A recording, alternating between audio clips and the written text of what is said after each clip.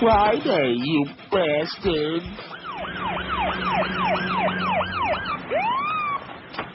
What's the problem, officer? Deploy from the vehicle. If you're caught driving without a seatbelt, you will be removed from your car and shot. The police now have the authority to enforce seatbelt safety under the new Patriot Act 2. The new law is in effect now, so click it or be shot. Officers don't like doing this. They are only following orders. It's for your own protection in the never-ending fight against terrorism. Terrorist acts such as mouth noise, burping, and farting could be annoying to others. So under Patriot Act 2, eating will no longer be permitted in restaurants. Anyone eating outside the designated eating area will also be shot. It's the law. We like saying that. The law. The law. The law. The law. The law. It's the law. It's the law. It is. It's 10:01, too, at 560 WQAM. Happy Friday to you. So did you add food? I don't see food on there. I added it. I don't see it. John, oh, you're getting all defensive now. I don't see it. Telling you. Oh, there it is. Don't have any votes fresh, yet. whatever. Well, I guess if I talk too much about food, it's bad for my fat listeners out there, because then it inspires them to go out there and, oh, gee, it's all he talks about is all that candy and ice cream and crap, and it's got my taste buds always blaming somebody else, you know? Yeah, that's right. Always blame me for your own weaknesses and fatness, okay? Mm-hmm. Oh, somebody mentioned food. I got to go eat some now. You turds. Another 4 U.S. soldiers and U.S. Marine died in Iraq, the military said in statements today. The deaths bring to 2,824 the number of U.S. soldiers who have died since the war in Iraq began.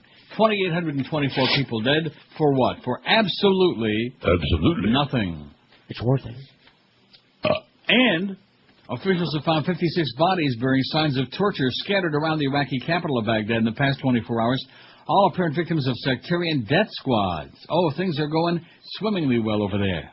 The bodies, all men between the ages of 20 and 45, were found between 6 o'clock yesterday morning and 6 o'clock this morning. All wore civilian clothing and had been bound at the wrist and ankles. The police lieutenant said bodies showed signs of having been tortured, a common practice among religious extremists who seize victims from private homes or from cars and buses traveling from the capital's dangerous streets. There's nothing more religious than torturing people. I think that's really great. That wins a lot of points with Allah, doesn't it? Allah Akbar. Allah, God, Yahweh, you name it. All that crap. They all love it. Here's the poll from yesterday. Do you consider yourself completely open-minded? Oh, yeah, right. Although, thank God, at least it went under 50%. I'd hate to think that over half our audience lies to themselves and to us. But they do. Completely open-minded, 756, 48.5% of the audience said they're completely open-minded. They don't have no prejudice against nobody. You believe that? No. Have we ever met this person? No. Prejudiced, 544. I hate this poll, 137. Racist, 67. And a total bigot, a real bigoted piece of crap, only 54. Who hates everybody. Jews, blacks, fags, Puerto Ricans, right. Cubans. Themselves, whatever they are. That's right. Hate yourself. Oh, yeah. Sports talk. Here's today's poll, and I figured I'd give them a chance, and I don't understand why I hate this poll is doing so well again. Maybe that's the new crank du jour. No matter what the poll is going to be, that's going to be the leading, maybe I'll stop putting that on there. I did. You did what? Stop putting it on there? Screw those people. You do it. No. Have a good time doing it. You've seen him. Yeah. Neil talks too much about, there's 823 votes. We got that 1,000 licked, I would say. Boy, that morning show is so sportsy, you know what I mean? It's a sports show. Neil talks too much about, I hate this poll, 170, 20.6%. Why would they hate the poll? It gives them a chance to, rip me an ass. That's the idea. Maybe that's these dumb polls, 133. I told there's Michael J. Fox spinning and twisting and twirling. You know, I don't want to sound insensitive. I don't want to see him. I don't want to see that, okay? I don't want to sound like an insensitive lout like Fat-Ass Rush, but I just don't want to see it. Of these dumb polls, 133. Well, too bad. Horse racing, 115. Oh, yeah, the Breeders' Cup tomorrow. Any interest? Huh? Any interest? No. Hank's away today. He's at the Louisville. I'm waiting for Hockey, 105. How about those Panthers beat the Leafs 4-2 last night? Leafs missed the team bus. Management, 57. Politics, 67 management. Politics, 61. Sales holes, 58. Homo stuff, 47. That Matt Castles could play for my team any day of the week, and he does. George W. Bush, 42. What was that, the tennis player's name? Andre Farblungen? A.B. Ishkabibble. Yeah. George W. Bush, 42. Too much Bush bashing. Religion, 24. And food, solamente uno, only one. Well, just one on there, but... And probably the one is from whoever faxed that in. What's wrong with talking about food? At least there's something. It's like when we used to do all those movie shows. Oh, I don't like movies. Remember that? That's our audience. That's the South Florida crowd. I don't like movies. Who ever heard of anybody who doesn't like movies, or at least a good movie? Right, huh? or music. Christ, Once in a while. It's so stupid. It's embarrassing. But then again, it's South Florida for you. I guess I could play the audio from Dracula. There's no four-letter words in that. Yeah, but we missed all the good parts already. Oh. I'm warning you, Dr. Stewart. If you don't send me away, you must answer for what will happen to Miss Mina. All right, Martin. Come along now. Come along. What was that herb that excited him so? Wolfbane. Wolfbane. It is a plant that grows in Central Europe. It's The Van natives Helsing. there use it to protect them. See, all this other crap that they came up with, over the years, all these make-believe Draculas. There's only one Dracula. Like Father Merrin said in The Exorcist, there is only one. Remember that scene? There is only one.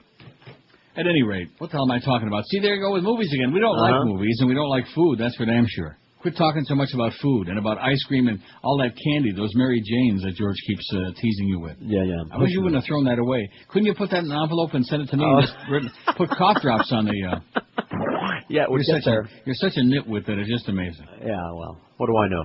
Pastor Ted Haggard is now admitting that some of the allegations by former gay escort Mike Jones are true. Oh, my God. In an email obtained by Denver News Channel 13, acting senior pastor Ross Parsley, who was on TV a little while ago, another screamer, says Haggard confessed to the Board of Overseers. Parsley told members of New Life Church he has willingly and humbly submitted to the authority of the Board of Overseers and will remain on administrative leave during the course of the investigation. The email goes on to say the leadership team is strong and united. We remain resolute in our commitment to serving New Life Church and the people of our community. It also asks members to continue to keep Ted and Gail and their family in your prayers. Put your hands and your knees together and your cheeks. Rectum.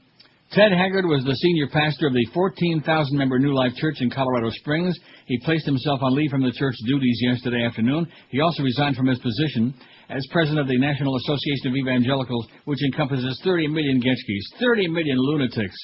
Jones told reporters that he's stepping forward with charges now because he's concerned that Haggard doesn't practice what he preaches. Jones laid out his charges during a talk show on Denver radio station KHOW, KHOW. Jones also accused Haggard of using drugs. Pastor Haggard first denied the accusations in an interview with Denver TV station KUSA Wednesday night. He told the TV station that he doesn't know Mike Jones, never had a relationship outside his marriage. Haggard has been a vocal supporter of the Colorado Marriage Amendment, which would place language in the state constitution defining marriage as a relationship between one man and one woman. That amendment has drawn angry opposition from gay rights groups, needless to say. Many Haggard supporters questioned the timing of the allegation just days before the general election. The group Coloradans for Marriage issued a statement yesterday afternoon saying, "This is a difficult situation for Pastor Haggard and his family. However, we will not let this distract their efforts to pass the Colorado Marriage Amendment." Mike Jones, the male escort making the charges against Haggard, and boy, is he ever ugly or what? He's got a crater puss. Good God. He'd have to pay me before I touch him with your hand.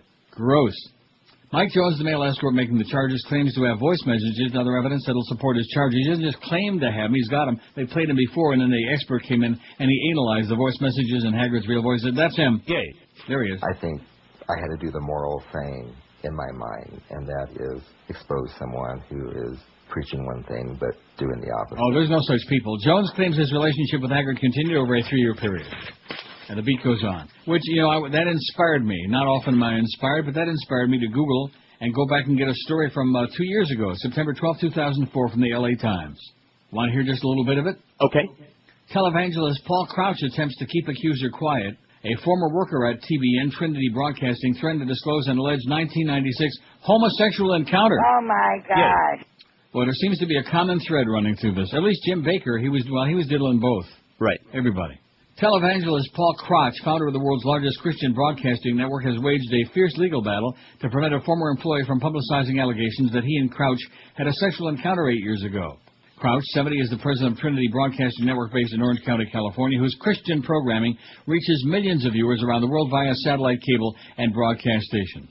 The source of the allegations against him is Enoch Lonnie Ford, a black man who met Crouch at a TBN-affiliated drug treatment center in 1991 and later went to work for the ministry. After Ford threatened to sue TBN in 1998, claiming that he had been unjustly fired, Crouch reached a $425 settlement with him. In return, Ford agreed, among other things, not to discuss his claim about a sexual encounter with Paul's crotch. But in the last year, Ford has threatened to go public with the story, prompting a flurry of legal maneuvers conducted in closed court hearings, sealed pleadings, and private arbitration.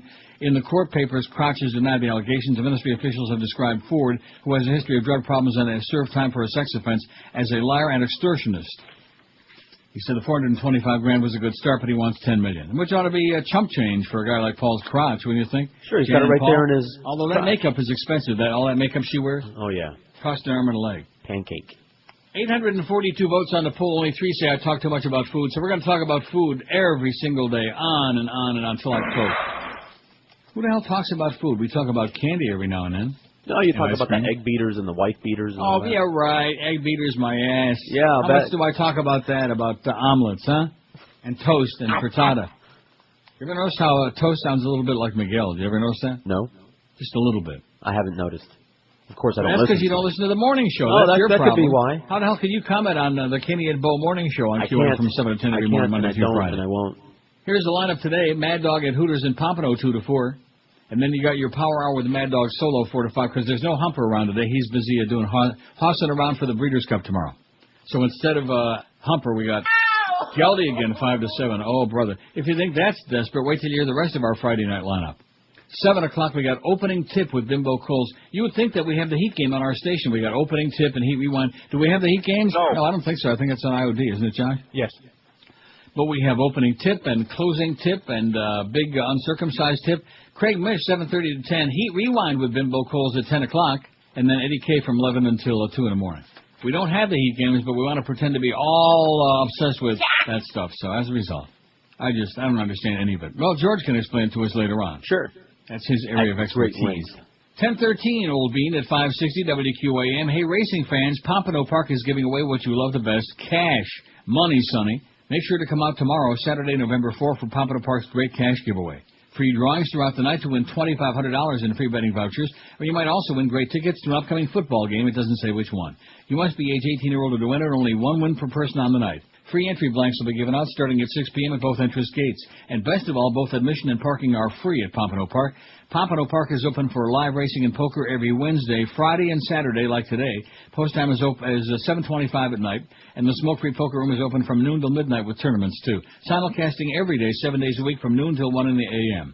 And don't forget, tomorrow, Saturday, November 4, is the great cash giveaway. So come out to the track and win your share of $2,500 in betting vouchers, maybe some great football tickets, too. Pompano Park Racing and Poker, located just a block south of Atlantic Boulevard on Powerline Road. For the current racing schedule, call 954-972-2000, or just check them on the wicked web at pompanopark.com. The biggest names of that talent. This is Neil Rogers, Sports Radio 560 QAM. It's Fatwa Friday, you bastards. Yes. No Sodom's hiding a lot more than guns. They say they're weapons of mass destruction. Absolutely. I say we send a couple megatons, bomb Iraq. Oh!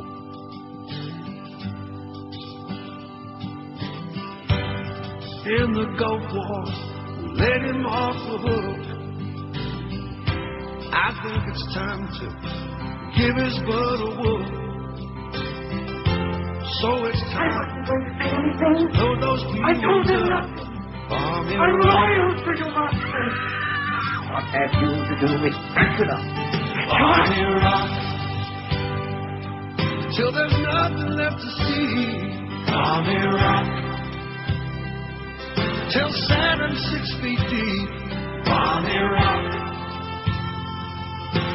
Blow up the creek, bomb Iraq.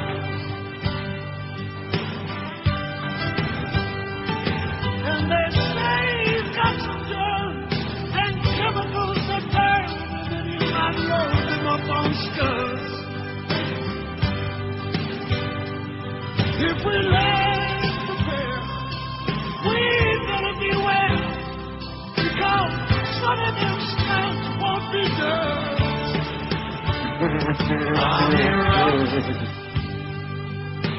Bring it to an end, Bomb Iraq. Blow him up again,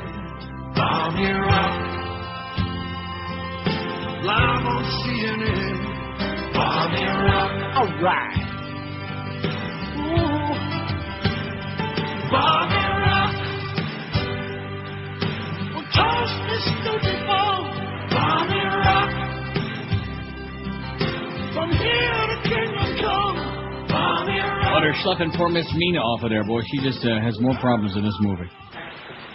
If this isn't maybe one of the best movies ever made, I have no idea what was. But nevertheless, Dracula. Everybody now all these punks, they think that all these new Draculas, and then Von Helsing. You know, why did they make a whole movie about Von Helsing? Huh? To sell tickets. Oh. With all due respect, and I love the original Dracula, and it's the best in the world. The Bram Stoker's Dracula with Gary Oldman as Dracula is a very good, fine movie. Yes. I'm happy for you. Accurate to the book, great, lots of breasts, lots of blood. Further attacks on small children committed after dark by the mysterious woman in white took place last night. Narratives of 2 small girls.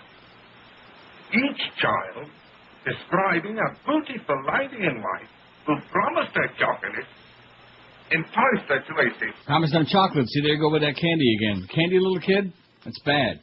A school bus driver fired after she reportedly made an obscene gesture at President Bush has filed a union grievance in an attempt to get her job back. That's America for you now. You flip off the president, and boy, you're going to get your ass fired. The 43-year-old driver, whose name wasn't released, by the way, was driving middle school children back to school in Seattle after a zoo visit June 16, when the president and Republican Representative Dave Reichert drove slowly by in a motorcade. From the bus, the children waved. With the windows down in their car, Bush and Reichert waved back. That's when the driver gave the president the finger, according to Reichert, and as SACWA Superintendent Janet Berry. The congressman hadn't seen it, but the president turned to him and said, that one's not a fan. That one's not a fan, said Reichert spokeswoman Kimberly Cadena. Reichert later called Berry to tell her about the incident, but the bus driver had already been fired. District officials learned about the incident after the driver boasted to colleagues about it. District spokeswoman Sarah Nagoski said the driver has filed a wrongful termination grievance through the American Federation of State, County, Municipal Employees. Union didn't return call seeking comment. Nagoski said the firing was not politically motivated. The bus driver wasn't terminated for making an obscene gesture at the president. She was terminated for making an obscene gesture in view of the students. That's not the role modeling we need for our students. Likely story. Anybody buying that crap? No. He's so laughed to death. Promise me you'll save mine. Darling, you're not going to die. You're going to live. No, John. You mustn't touch me. It's Mina. Art, the only Jew left in Sebring, Florida, faxes and says, happy birthday, you old D-bag. Thanks for stirring up the Schmidt and the gray matter riding last along the way. Well, thanks a lot, Art. And happy Shavuos to you, whenever that is. 862 votes on the poll. We better get that poll going, okay? I realize it's Friday, but if we're going to get 40,000 votes by 2 o'clock today, we better start kicking that baby in there new style. Don't you think? Absolutely. I mean, rap star Kanye West, can you believe it, was named Best Hip-Hop Artist, but still came off as a sore loser. Oh, that's Kanye. Haven't we been through this before? I'm just trying to help you out. No. Having an old man moment. We have been through this before. Oh, there he goes with the old man stuff. Well, you know what? I'm putting my checkbook away for permanent. I warned you about that. Can you believe it?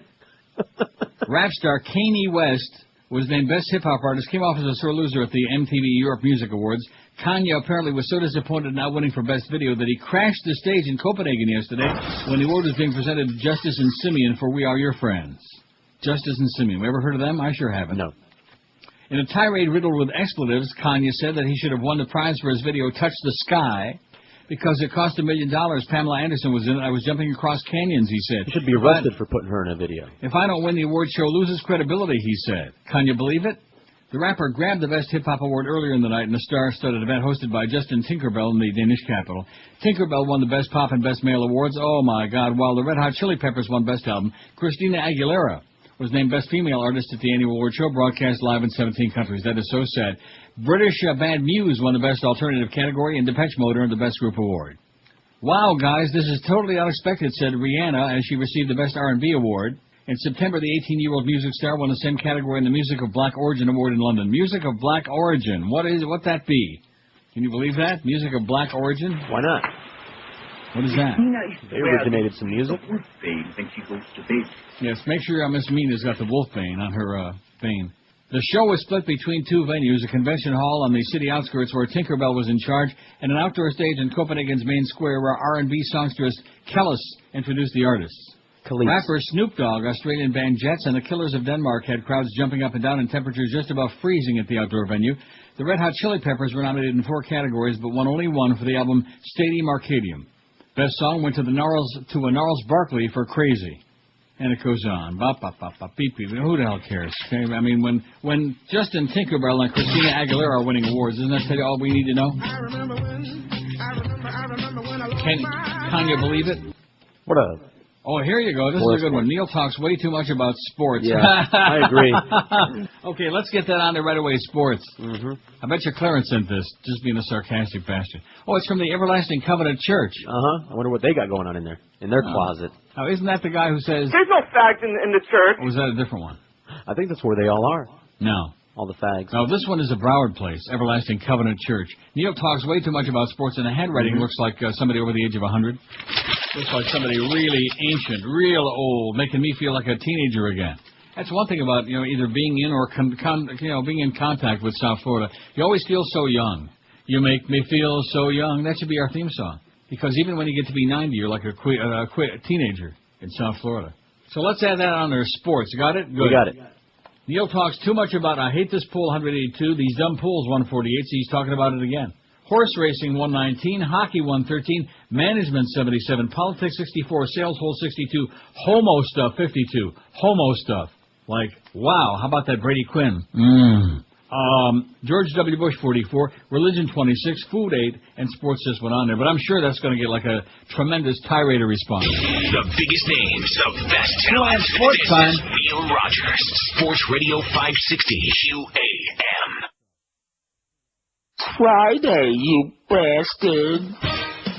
He gave his little baby son right to Madonna, and now he wants the baby back. What the hell was this guy smoking marijuana? 'Cause now he wants the baby back. Madonna already changed the kid's name to Howie, and now he wants his baby back. I wonder if FedEx ships children to Malawi, 'cause Daddy wants his baby back. Maybe the daddy is mental, 'cause he thought it was a rental. He wants him back like an overdue library book. He wants to get his baby back. He thinks that Madonna is a little boy crook, and so he wants his baby back. He thought that the deal was coming with an option. He wants to get his baby back. But that is not the definition of adoption. But still, he wants the baby back.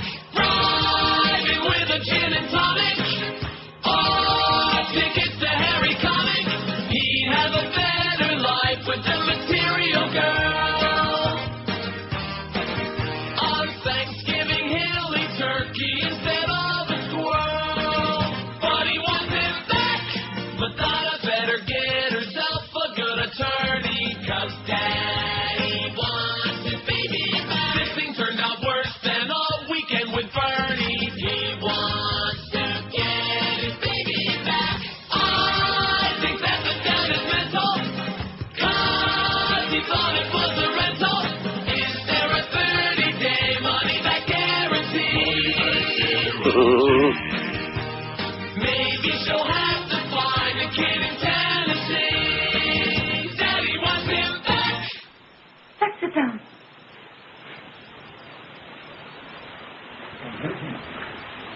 See what? That which I feared from the beginning has happened. What? Dracula boasts that he has fused his blood with that of Miss Mina. Oh, poor Miss Mina. It's 10:32, 27 before 11. You'll have to excuse me, but I'm obsessed with this movie. In case you haven't noticed, and George is too, although he doesn't want to admit it. Well, Last night, we both saw Hacking Democracy on HBO. Oh, I love that movie, and I have a copy of it. What, Dracula or Yeah, Hacking the Democracy? original Dracula. Oh, I'd love to have Well, a copy I do too, as a matter of fact. I got a copy of both. Dracking Democracy. So, Dracking, well, I think it bites, that whole thing. It's It enough to sucks. make you really pissed off. It was on Sucks HBO. blood. It's on again tonight, by the way. It's on all weekend. Everyone it's on, needs to right see through it. Election Day. It'll make you puke. It'll make you very angry about these Diebold. I've been pronouncing that wrong all along. Can you believe it? I always say Diebold. I've been saying that for a long time. It's Diebold. Did you know that? The machines are fixed? Yeah, it should be Diebold. Yeah, they should die. They should be screaming, I'm dying over here. but they're not. So with all these close elections, it makes you really very confident in the process, don't it? Not.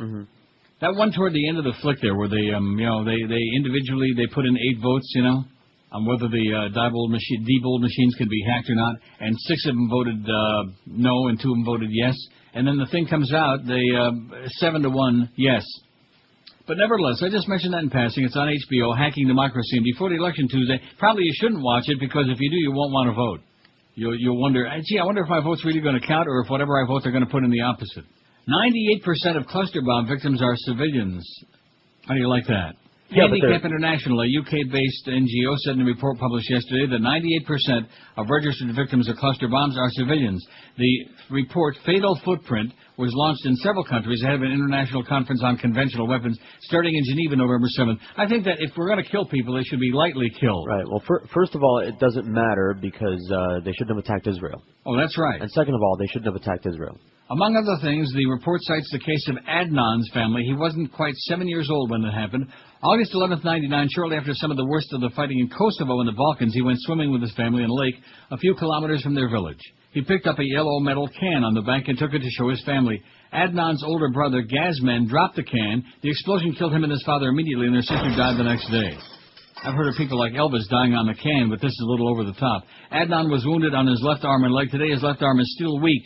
It's weak, like Al Martino's voice. He remains disturbed and gets bad grades at school. He's one of 11,044 victims of cluster munitions in 23 countries, registered by Handicap International in its report. The large majority of the victims are boys and young men. Until now, we only had stories of victims. Now we have hard figures that show that these bombs kill many civilians, they be saying. Cluster bombs continue to kill long after they're dropped. Illuminating this, Director General Angelo Samonazzi showed a striking picture from Vietnam of unexploded cluster munitions lying among recently replanted paddies.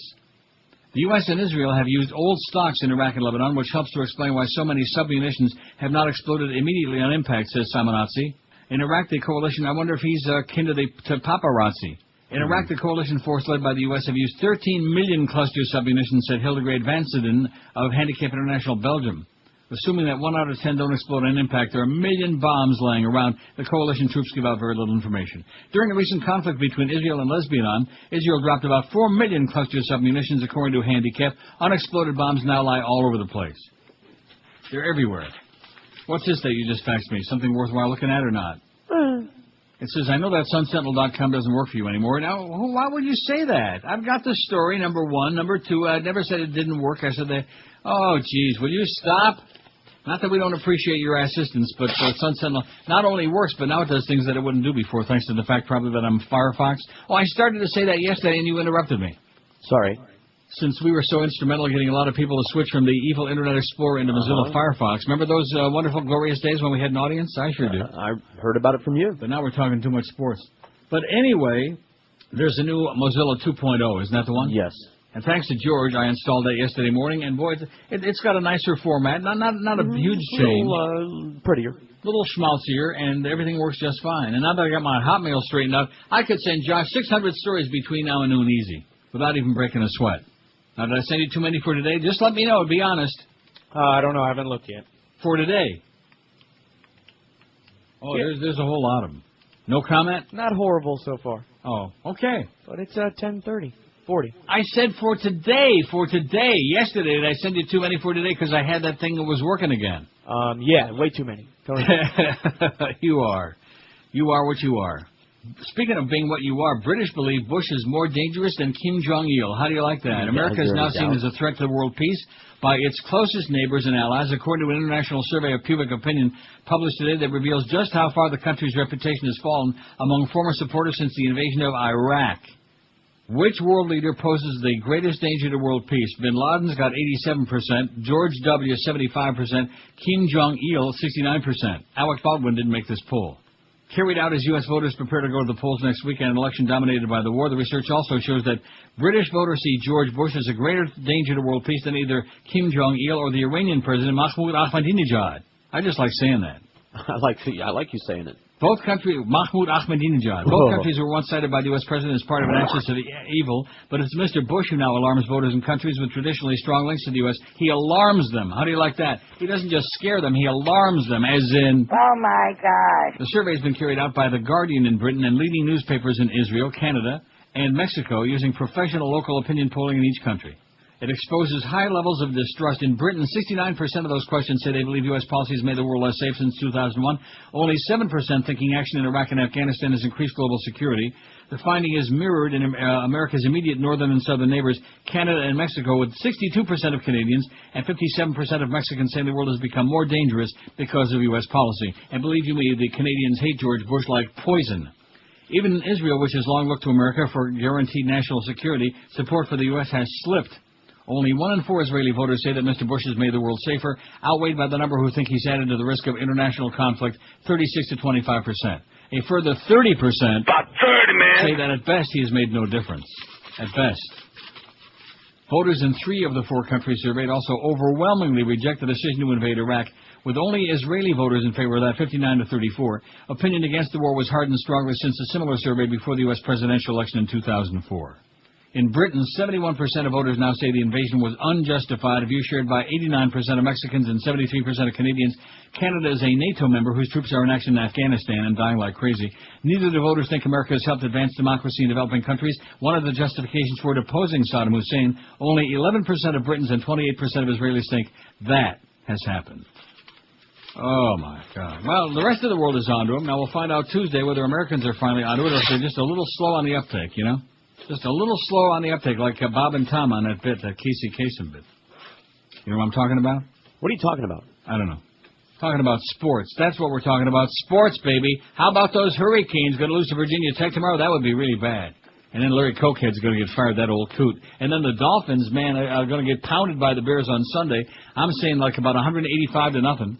And then the Saban era could come to a real fast conclusion. The biggest names of best talent. This is Neil Rogers, Sports Radio 560. Nice crowd at that hockey. This is Joe Bowen, the voice of the Toronto Maple Leafs, and you're listening to the Hockey Authority, Neil God. The problem is all inside your head, she said to me. The answer is easy if you take it logically. I'd like to help you in your struggle to be free. There must be 50 ways to leave your lover. You just slip out the back, Jack. Make new plans, and you don't need to be coy, Roy. Just listen to me. Hop on the bus. You don't need to discuss much. Just drop off the key, leave, and get yourself free. So what's Stephen Hawking these days, huh? 10:46 at 560 WQAM. Happy Friday, November 3rd. Happy birthday to me on Sunday. God, am I getting old or what? Yeah. No answer is necessary. All right. What did John call me before? Old fag, something like that? Something like that. Yeah. Bastard. Geezer. BSO shuts down pirate radio station operating from Sunrise Home. We hate pirate radio stations, unless, of course, they're interfering with Christian radio stations like this one was. The BSO on Thursday said they shut down a private radio station operating out of a home in Sunrise. Here's what Mike Jackal's BSO spokesman said happened after detectives were notified by Christian radio station 96.9 that a pirate radio station was interfering with its licensed broadcast signal. Must have been an act of God. Neil God. Engineers from the Lauderdale Lakes radio station tracked the signal to 2301 Northwest 60th Avenue in Sunrise, and BSO detectives recorded some of the bootleg transmissions. The detectives also said they saw a radio antenna attached to a palm tree in the front yard with a black cable running into the home. A man in the house, Sitho Baines, 41 of Lauderdale Lakes, Sitho, S-I-T-H-O, wow, was seen looking out of a window and was questioned. He signed a consent form and allowed BSO detectives to enter the house and seize his radio equipment. Barnes was charged with 1 count of unauthorized transmission/interference with a public radio station, a third-degree felony, taken to the BSO's main jail where he posted a $1,000 bond. Yeah, this pirate radio crap, man. It's just, and people, they always pretend they don't understand it. Well, I don't get it. I just don't understand it. We're just trying to provide some entertainment for our, Haitian community or our Christian community or whatever the hell it is, okay? Well, go out and get yourself a real license, okay? And stop splattering around all over the dial. Unless, of course, you're interfering with Christian stations, which we like that a lot. 955 votes on a poll. We'll have 1,000 before you can say Josh is an idiot. Oh, speaking of scandals, and why is it that there's so many of these now just coming to the fore? I bet you a lot of these have been floating around for a long time. It's because of that election, Just must be a coincidence, wouldn't you think? Yeah. A Republican congressman accused of abusing his ex-mistress agreed to pay her about $500,000 in a settlement last year that contained a powerful incentive for her to keep quiet until after Election Day. A person familiar with the terms of the deal told the A&P. Representative Don Sherwood is locked in a tight re-election race against a Democratic opponent who was seized on the four-term congressman's relationship with a woman. While Sherwood acknowledged the woman was his mistress, he denied abusing her and said that he had settled her $5.5 million lawsuit on confidential terms. The settlement, reached in November of last year, called for Cynthia Orr to be paid in installments, according to a person who spoke on condition of anonymity because the deal is confidential and they valued their life. She has received less than half the money so far and won't get the rest until after the November 7th election, the person said yesterday. A confidentiality clause requires Orr to forfeit some of the money if she talks publicly about the case, according to this person and two other people familiar with the elements of the case. It is common for settlements for payments to be made in installments and for the parties to be held to confidentiality. Sherwood admitted no wrongdoing, a standard provision in such agreements, this person said. Sherwood, 65, is a married father of three who's considered a family values conservative and had one of the safest seats in Congress till Orr sued him in June of last year, alleging he physically abused her throughout their 5-year affair. Reached by telephone Wednesday, the congressman and successful car dealer said, "I can neither confirm nor deny this because it was a private settlement. I'd like to talk about it, but I can't." Right. The AP has been trying for months to find out the terms of the settlement, but everybody's mum. He'd like to talk about it, but he can't. Anybody buying that? No. Democrats have at least slim leads in races for 6 of the 7 most vulnerable Republican Senate seats, giving them a shot at winning control of the Senate on Tuesday, according to the latest Reuters-Zogby polls released yesterday. Of course, once they get those Diebold machines going, once they reprogram them, who the hell knows what kind of crap is going to happen. And then, of course, like you said before the show today, watching John Kerry's spineless performance in that movie, it just, reinforces like what we saw about Al Gore in 2000. Same old crap. Obviously, somebody made both of them an offer they couldn't refuse. Absolutely. Absolutely. With Democrats needing to gain 6 Republican seats for a Senate majority, extremely tight contest in Missouri, Virginia, and Montana could determine the balance of power. Democrats led Republican incumbents in Pennsylvania, Ohio, Missouri, Montana, Virginia, and Rhode Island, but only the Rhode Island and Pennsylvania races were outside the poll's margin of error, plus or minus 4 percentage points. In Virginia and Montana, Democratic challengers had slim 1-point leads on Republican incumbents, offering plenty of opportunities for momentum swings and lead changes in the final days. Bad news, Republican Bob Corker opened up a 10-point lead on Democratic Representative Harold Ford in the race in Tennessee for the open seat, being vacated by that Nazi, Bill's fist. Democrats led in their 2 most vulnerable states, Maryland and New Jersey. Democratic Senator Bob Menendez has opened up a 12-point lead in New Jersey, and Connecticut Senator Drew Lieberman, running as an independent, has a 10-point lead on Democrat Ned Lamont in a high-profile race with no bearing on Senate control. To gain the Senate majority, Democrats must hold their own seats and win 6 of the 7 at-risk Republican seats, including knocking off at least 5 Republican incumbents. The new poll shows that is a viable possibility, pollster John Zogby said. The Democrats have a real shot of it at the Senate now, and 6 weeks ago you probably could not have said that, but now it's still a jump ball, and there's been volatility both ways. It's a jump ball. I wonder if he's going to win it. You think? Don't forget, we got opening tip with Bimbo Coles at 7, and Heat Rewind after the game with Bimbo Coles, or some other bimbo. Well, this radio station, you're right. I hate to agree with you too much, but it's like an illness. It's like a disease. It's a sickness. It's like we don't have the Dolphin games anymore, thank God, because who wants to have like a 1-15 team, and who wants to spend millions of dollars and lose their ass on that when we're already losing on the Marlins? But we got the real pregame show and the real postgame show and the real deal, okay, for some real schlemiel. Which, quite frankly, who gives a crap about the Dolphins anyway at this point? Only a crazy person, wouldn't you say? I would say. You have to be out of your mind. 969 votes. 9 people say I talk too much about food, and 6 too much about sports. So stop with that Dolphin crap, okay? And the Panthers. If there were 5,000 people at that game against the Leafs last night, that was a lot. If there were 5,000 people there, that was a lot. I mean, how is that franchise going to survive? Nobody goes to those games. There is no interest. You can't complain about the fan support there because it doesn't exist. See, there it goes with sports again. Okay, shut up. HBO fired back at Diebold Election Systems yesterday, defending its documentary Hacking Democracy from accusations of shoddy filmmaking. What would you expect them to say? In a letter to Diebold President David Byrd, HBO contends that accusations of factual errors and unfairness are unwarranted.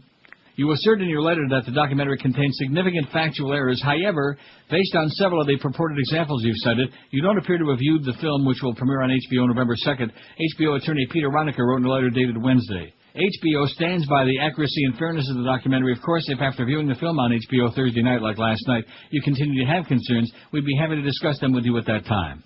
In particular, HBO writes that the film doesn't make any assertions that problems with Diebold machines caused widespread errors in the 2000 election. Diebold entered the electronic voting business in 2002, and the company claimed that the firm made it appear that the company was in the electronic voting machine business before that. HBO and the Hacking Democracy filmmakers also contend that they tried repeatedly to contact Diebold to get interviews about issues raised in the film. A call to Diebold on Thursday night was not returned. Diebold spokesman David Beer said in an interview Tuesday that the company was never contacted by the filmmakers when they were making the documentary. Sarah Teal, the film's executive producer, said at one point they were so frustrated with Diebold's unresponsiveness they had somebody call the company every day. We contacted them constantly, she said. We went back to Diebold God knows how many times.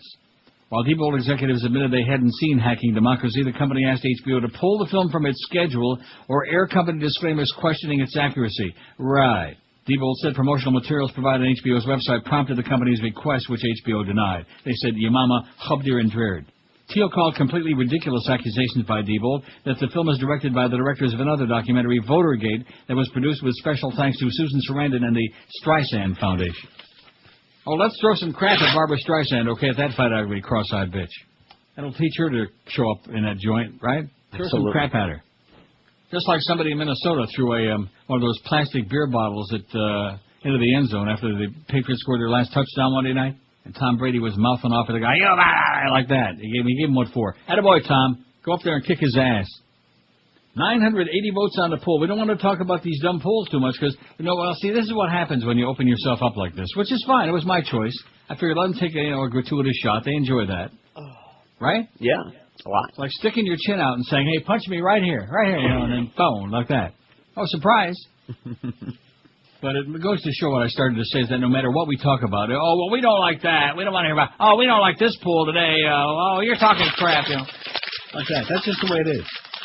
How the hell do we do it? Every single day come in and have to please these very, very picky, very difficult. Like, what are you going to do for us today, huh? The you old fart, you miserable faggot. What are you going to do for us today, you schmuck? Radio 560 QAM. This is the Neil Rogers Show. This is your brain. Any questions? No. All right.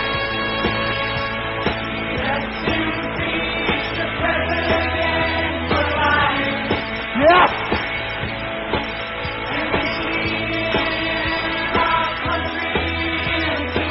Yes! Yes!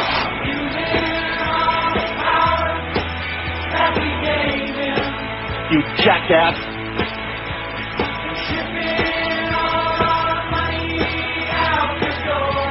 You turd.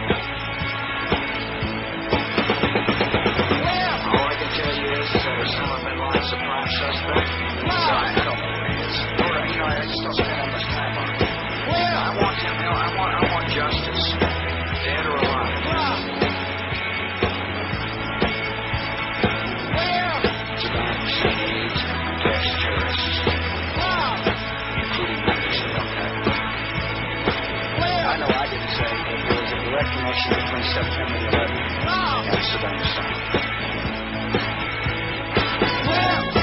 War is my last choice. We're to smoke them out. Bring them on. You failed. You think Patriot Act constitutional guarantees are in place. The wiretap requires a court order. Saddam Hussein is a weapons of mass destruction. Although we have not found stockpiles of weapons of mass destruction, and it is true that much of the intelligence turned out to be wrong, no one can now doubt the word of America.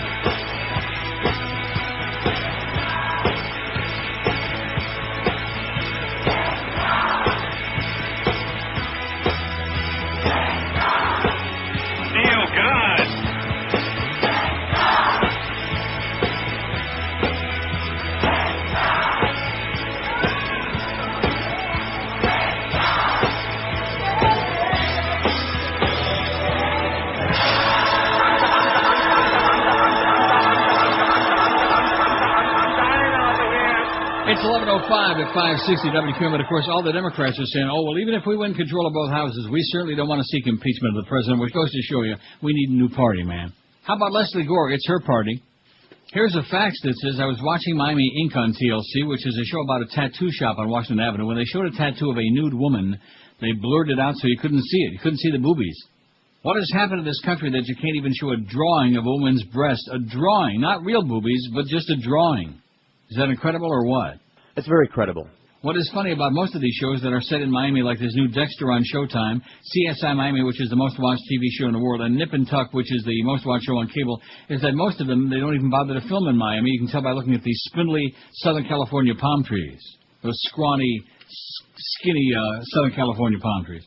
Also, the fact is, lately you seem to have jumped on the Barack Obama bandwagon. Do you really think that a guy who admitted in his 1995 of having played around with marijuana, booze, and maybe a little blow has a shot at all in this country? Yes, I do. I still think Feingold is the most honest of all of them. He did better than Obama when you last took a poll. Yeah, what we need is a Jewish candidate for the Democrats. Another death wish. How about a ticket of Russ Feingold and Jew Lieberman? How would that be? That sound like a real wiener to you? You almost fainted there. I think Barack Obama is the man. Call me crazy, but that's the more and more I think about it, he's the man. He's a great speaker. He's articulate. He's never stole a freight train that we know of. And he's a young guy. We need somebody living and breathing, not another doddering old fart, okay? Like Chris Dodd from Connecticut. Chaotic situation. There he is. I like Chris Dodd. At least I used to. He's all over the place. He's another one of those guys, you know. Whoever is bringing the bag of money today, these are the guys. That's where they are. You know what he's talking about? U.S. Web Archive said to reveal a nuclear primer. I'm sure everybody has seen this story. Another classic example of what a great job this administration is doing for security. Keep everybody safe. I got to protect you. I got to protect you. Last March, the federal government set up a website to make public a vast archive of Iraqi documents captured during the war.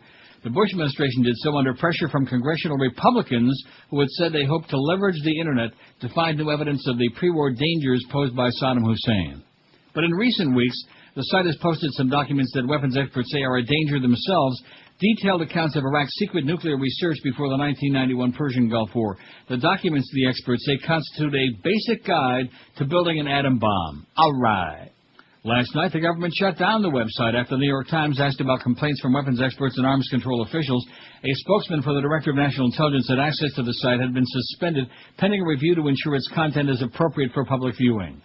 Officials of the IAEA, fearing that the information could help states like Iran develop nuclear arms, had privately protested last week to the American ambassador to the agency, according to European diplomats who spoke on condition of anonymity because of the issue's sensitivity and they valued their lives. One diplomat said the agency's technical experts were shocked at the public disclosures. How do you like that? Shocked. Early this morning, a spokesman for Gregory L. Schulte, the American ambassador, denied that anyone from the agency had approached Mr. Schulte about the website. The documents, roughly a dozen in number, contain charts, diagrams, equations, and lengthy narratives about bomb building that nuclear experts who have viewed them say go beyond what's available elsewhere on the Internet and in other public forums. For instance, the papers give detailed information on how to build nuclear firing circuits and triggering explosives, as well as the radioactive cores of atomic bombs. For the U.S. to toss a match into this flammable area is very irresponsible, said A. Brian Siebert, former director of classification at the Federal Department of Energy, which runs the nation's nuclear arms program. A lot of things about nuclear weapons that are secret and should remain so. The government had received earlier warnings about the contents of the website. Last spring, after the site began posting old Iraqi documents about chemical weapons, UN arms control officials in New York won the withdrawal of a report that gave information on how to make Tabum and sarin nerve agents that kill by causing respiratory failure. The campaign for the online archive was mounted by conservative publications and politicians who said that the nation's spy agencies had failed adequately to analyze the 48,000 boxes of documents seized since the March 2003 invasion. With the public increasingly skeptical about the rationale and conduct of the war, the chairman of the House and Senate Intelligence Committees argued that wide analysis and translation of the documents, most of them in Arabic, would reinvigorate the search for clues that Saddam Hussein had resumed his unconventional arms programs in the years before the invasion. American search teams never found any such evidence. The Director of National Intelligence, the butcher of the Honduras, John Negroponte, had resisted setting up the website, which some intelligence officials felt implicitly raised questions about the competence and judgment of government analysts. But President Bush approved the site's creation after congressional Republicans proposed legislation to force the document's release. In a statement last night, Mr. Negroponte spokesman Chad Colton said, while strict criteria had already been established to govern posted documents, the material currently on the website, as well as the procedures used to post new documents, will certainly be carefully reviewed after the site becomes available again. How do you like that? You want to make a bomb? Okay, here you go. Here's the diaphragm. 1,016 votes on the poll. You go back to bed. We got our job. We got it licked. Is that incredible or what, huh? It's credible. What'd you say about lick? By the way, if Norma Kent ever calls me from another sporting event, just leave me alone, okay? I was watching Hacking Democracy and the phone rings in the middle of a very compelling documentary, and here's Norma at the hockey game, you know? Who's obviously got some Twinkie there with him. He's got to impress. Oh, I'm calling Neil Rogers now, my number one client. Always the same crap, you know? Hocking me about how he had a meeting with Joe Bell, which I knew nothing about, to extend the contract for about another 50 years, you know? I'm going to work till I croak, I think is the deal. I like those checks coming in. Who does the new deal? The new deal, according to what he's saying, is I would like only work like on Monday, Wednesday, and Friday. You would do Tuesday and Thursday. And then, of course, in the summertime, the same old crap where you do Monday, Wednesday, and Friday. Switch it up. Yeah, kind of like swish it back and forth. Of course, at no increase in pay to you, I'm sure. Of course. I don't know. I'm just kidding about that. I don't know. You'd think that he would go to bat for you, being the close personal friends that you guys are. My buddy. And I'm sure he don't want nothing from you. Yeah, he does. He just doesn't impress me. He says, yeah, maybe he wants some of that. That's what he might want from you. We'll work something out. 1,018 votes. Neil talks too much about. I hate this pool 208, 20.4%. They hate it. These dumb pools. He talks too much about the pools, 166. Well, let's read the result of the pool. Piss those people off. Horse racing, 130. Breeders' Cup tomorrow with a humper. Hockey, 122. How about those Leafs missed a bus last night? They snuck the joint out. Management, 86. Politics, 78. Sales hole, 67. Homo stuff, 64. George W. Bush, 50. And then it's way on down after those. Religion, 26. We can knock religion all the time. Just rip those getchkis. Food, 12. And sports, 9. How do you like that? 9. People say I talk too much about sports.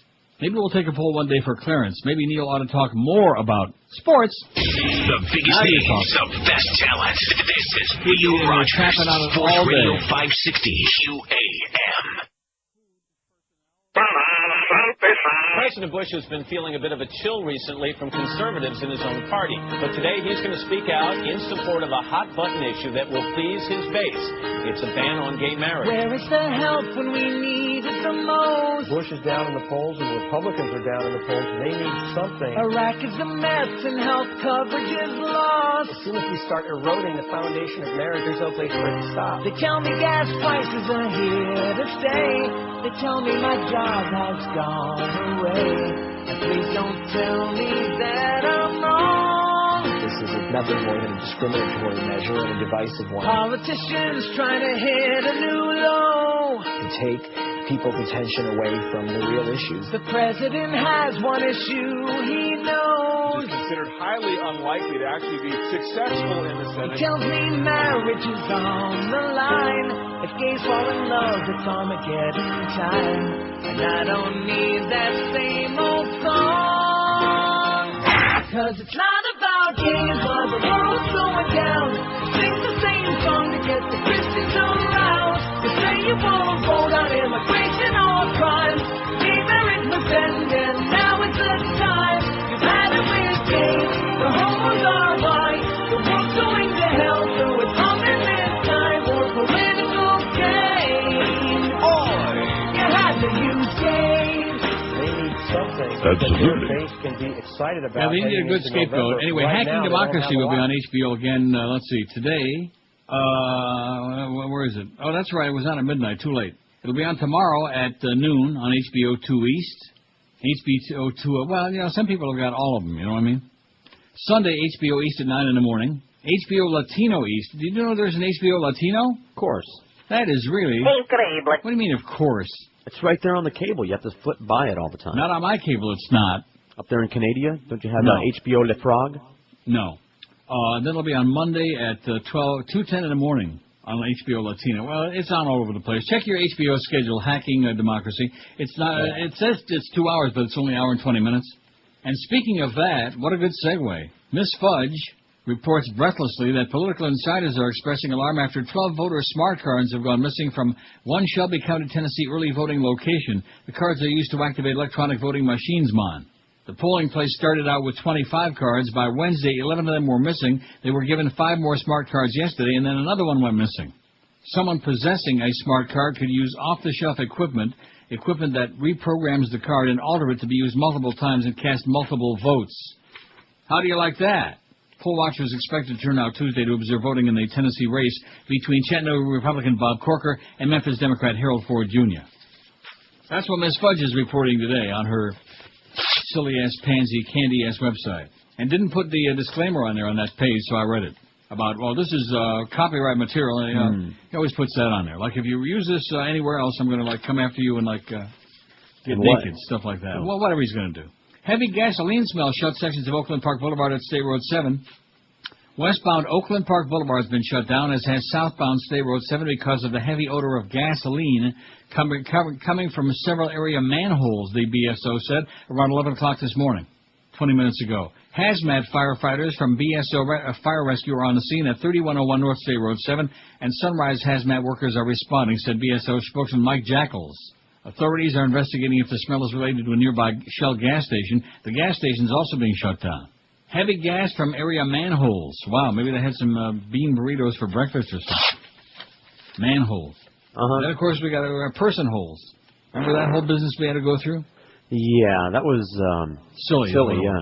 Very silly. Sad. Tragic. I bet you Dracula's over with already. It's not that long. Huh, you think? No, it's not. Those movies were short in those days.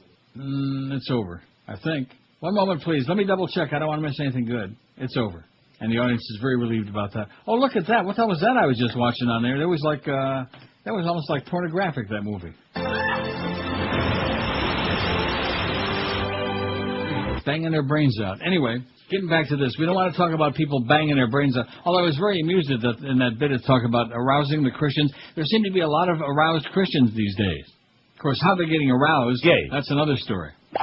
Not that they're hypocrites, you understand. Don't do as we do, just do as we say. The good book says don't do this and yada, yada, yada. Yeah. Get rid of them. All these Getchkis, man. Get rid of them. Send them off to Siberia somewhere. Get them out of our face. During his visit to the Texas Book Festival, author, historian, and political commentator Gore Vidal spoke with Alex Jones from Prison Planet about the current state of the nation under the Bush administration and what to expect in the near future. Vidal discusses the importance of due process of law, the very basis of this country. Contends that the eradication of the Bill of Rights under the 2006 Military Commissions Act has led to a Bill of Wrongs. These are powers that have never even been thought of before by earlier attorney generals and presidents, and it's very scary that it all passes by so simply, he said. Everybody yawns. Well, we've got to move on, you know. Well, we've moved on into hell. That's what's happened to the Republic of the U.S., said Vidal. He lines that problem up with a number of factors, an underread and largely ignorant populace, as well as the media, which has been bought for and paid for 1,000 times over. Oh, a largely ignorant populace and a bought and paid for media. Sounds awfully familiar. He particularly chastises the New York Times for not picking up a story broken by the India Times, as well as covered by the Wall Street Journal, that fighter jets were in fact not scrambled on the morning of 9/11 to warn, redirect, or shoot down the hijacked airliners. According to law, they all should have been up there, and not one of them went up, Vidal, whose father helped develop the Air Force procedures, charged. Well, that could only happen if somebody told them to stand down, not to respond to what was, after all, their sworn duty. He went on to comment on his desire for a new investigation into the 9/11 attacks. I think one advantage of having a Democratic House after the coming election will be that we can have a new commission investigate 9/11 and the events leading up to our attacks on two innocent countries, Iraq and Afghanistan. It's about time we began to clean up our own house before we find that an international tribunal has summoned our leaders to The Hague in chains to put them on trial. Well, wouldn't that be a pleasant sight, seeing Bush and Cheney and Rumsfeld in chains? Ooh. And Paul Wolfowitz and Richard Pearl. Throw them in there just for good measure, too. Although even Richard Pearl is knocking Bush now, too. He's getting knocked by Dick. 1,038 votes on the poll, but I'm not going to give you the result because I talk too much about these damn polls. Right? Yeah, that's what they say. Well, that's the number one choice. You inspired me. Sam Cooke. That's right. Yeah. You mentioned it. Snoop Dogg denies weapons charges. I'll tell you one thing about Snoop Dogg. He ain't no Sam Cooke. He never got shot in no motel, although that wouldn't be the first time, I'm sure. Rap artist Snoop Dogg was charged yesterday with one felony count of knowingly possessing a deadly weapon, a collapsible baton, while trying to board a plane in California. Boy, is he a rocket scientist or what, huh? He's a genius. In a statement, a spokeswoman for Snoop Dogg, whose real name is Calvin Brodus, said he denies the charges brought against him by the Orange County District Attorney, called the baton a prop. It's a prop, Pop. If convicted, how about some props for Snoop Dogg? What do you say? All right. If convicted, the 35-year-old musician from Sherman Oaks would face a maximum sentence of 3 years in state prison. A warrant has been issued for his arrest with $150,000 bail. Snoop Dogg's accused of entering the John Wayne Airport in Santa Ana, California, on September 27th, accompanied by 2 bodyguards to catch a flight to San Francisco. What is that? Are you waterboarding now or what? Yeah, it's Snoop Dogg. Oh. After placing his carry-on luggage in the security conveyor belt to be scanned, security officers saw a long object in his computer bag and requested to search inside. Brodus is accused of carrying in the laptop case a 20-inch collapsible baton which shrinks to 8 inches. The law classifies these types of weapons as dangerous and illegal. Shrinks to 8 inches. In a statement, spokeswoman Meredith O'Sullivan said Snoop Dogg inadvertently had a prop in his carry-on luggage. It was a John Holmes baton. This charge mocks the protections our country has in place to safeguard itself from real security threats and is celebrity headhunting by attention-seeking prosecutors, O'Sullivan said in the statement. The jury will see this case for the publicity ploy that it is, and the taxpayers will wonder why their tax dollars aren't being used to investigate real crimes and threats. Snoop Dogg, who has sold over 17 million records, which in itself is enough to make you want to cry, and starred in a few movies, has had several other run-ins with the law. He was convicted on felony charges and possession of narcotics in 1990 for trying to sell cocaine. 7 months ago, he and several members of his entourage were detained by police at London Heathrow Airport after a skirmish that left 7 police officers with minor injuries. The incident happened after Snoop Dogg and his crew were told by the airline they would not be permitted to board a flight to Johannesburg, South Africa, Scotland Yard said. As police tried to direct the group to baggage reclaim, they became abusive, obnoxious, and out of control, etc., and so on. All of these things. All of these things. So there you go. Snoop Dogg's got his 8-inch baton there. At least it collapses to 8 inches. His wand. That's enough. That's enough of that swill, okay? 1,043 votes on the poll. You'll have to look it up for yourself because they don't want to hear the results. The biggest Don't talk about it. Best talent. This is Neil Rogers, Sports Radio 560 QAM. It's Fatwa Friday, you bastards. Each year, thousands of children are either killed or maimed needlessly by lighting farts. This is no laughing matter. A little boy in Brooklyn, New York, accidentally sucked in the flames and imploded. His colon was found 3 blocks from his house during a Marilyn Manson concert as fans lit their lighters in traditional concert tribute. A teenager from Petaluma, California, thought he'd one-up the audience. Just as his friend bent over and let one rip, he lit his Zippo in close proximity to the buttock area. However, most of the crowd thought the explosion was part of the light show. The teen suffered severe burns over his face and neck, requiring painful grafts of pigskin, which caused untold grief for his Orthodox Jewish parents. Sure, farts can be funny, especially at school or during a wedding, but they can also be deadly. This message is brought to you by Mel, Mothers Against Lighting Farts. Remember, friends don't let friends light farts. That's for damn sure. I wonder if there's such a thing. I never really thought about that until this bit. You think that if you eat kosher, that you must fart kosher, right? Sure. That's an excellent question. What does a kosher fart smell like? I'll go ask Rebbe. Oh, my God. What? You know what? I'll follow Gary Sarner around all day. That's a good idea. Go find out. Go stick your nose right close to his rectum ass. Are you starting with that trombone again, you trumpet? That's bad. 1,059 votes on the poll. I think we'll have our 1,100 by noon. I don't know whatever the hell that means. Anybody care about how many votes? No, you talk about the poll too much. These dumb polls. Too much discussion about the polls. That's winning so far, but I don't give you nothing else. Although, 12 people say too much food talk and 11 say too much sports talk. Let's talk about sports. Oh! Not. The Middle East is abuzz with ugly rumors and ugly people, too, as a matter of fact. One of them is so dire and comes from sources in so many capital cities that it has to be taken seriously. The suggestion is that the Israeli government has served notice on the White House that it must take preemptive action against Iran's sites of nuclear weapons development, or that Israel will go it alone and do the job itself. Israel apparently has given Bush a deadline of 6 months. The pressure on the Americans, if it is true, comes with the appointment of Avigdor Lieberman, one of the hardest of all hardliners, is Israel's new deputy prime minister and minister for strategic affairs under the new coalition with his party, Yisrael Beitenu. One reason why the rumor is being taken seriously is that it coincides with another strong rumor that the Iranian regime of Mahmoud Ahmadinejad has ordered Iran's nuclear program to be accelerated. According to sources, the enrichment of uranium to weapons-grade material is galloping ahead, and Iran could have its own deployable nuclear warheads within 4 years. Given Ahmadinejad's wild rhetoric about wiping Israel off the map, though the translation of these remarks is now acknowledged to be somewhat fuzzy, Israel's hawks argue there was no time to lose. Former Prime Minister and Likud leader Benjamin Netanyahu, Bibi Netanyahu, a certifiably crazy person, for whom Lieberman once worked as chief of staff, has argued strenuously for a preemptive strike on Iran. Lieberman, more hawkish than many other hawks, was born in Moldova in 1958 and now leads a powerful group of Israeli immigrants from Russia and the former Soviet Union. He criticized Ariel Sharon. How's he doing, by the way, Ariel? How's he doing what? Laying there? Have another Hamantash, Ariel. It's stale. I mean, it's a long way since Passover, since Purim. He criticized Ariel Sharon when, during negotiations with the Palestinians, he ordered some settlements to close. He outraged moderate Jewish Israeli opinion this summer when he suggested that Arab Israelis elected to the Knesset, the Israeli parliament, should be executed if they held talks with Hamas members of the Palestinian Authority.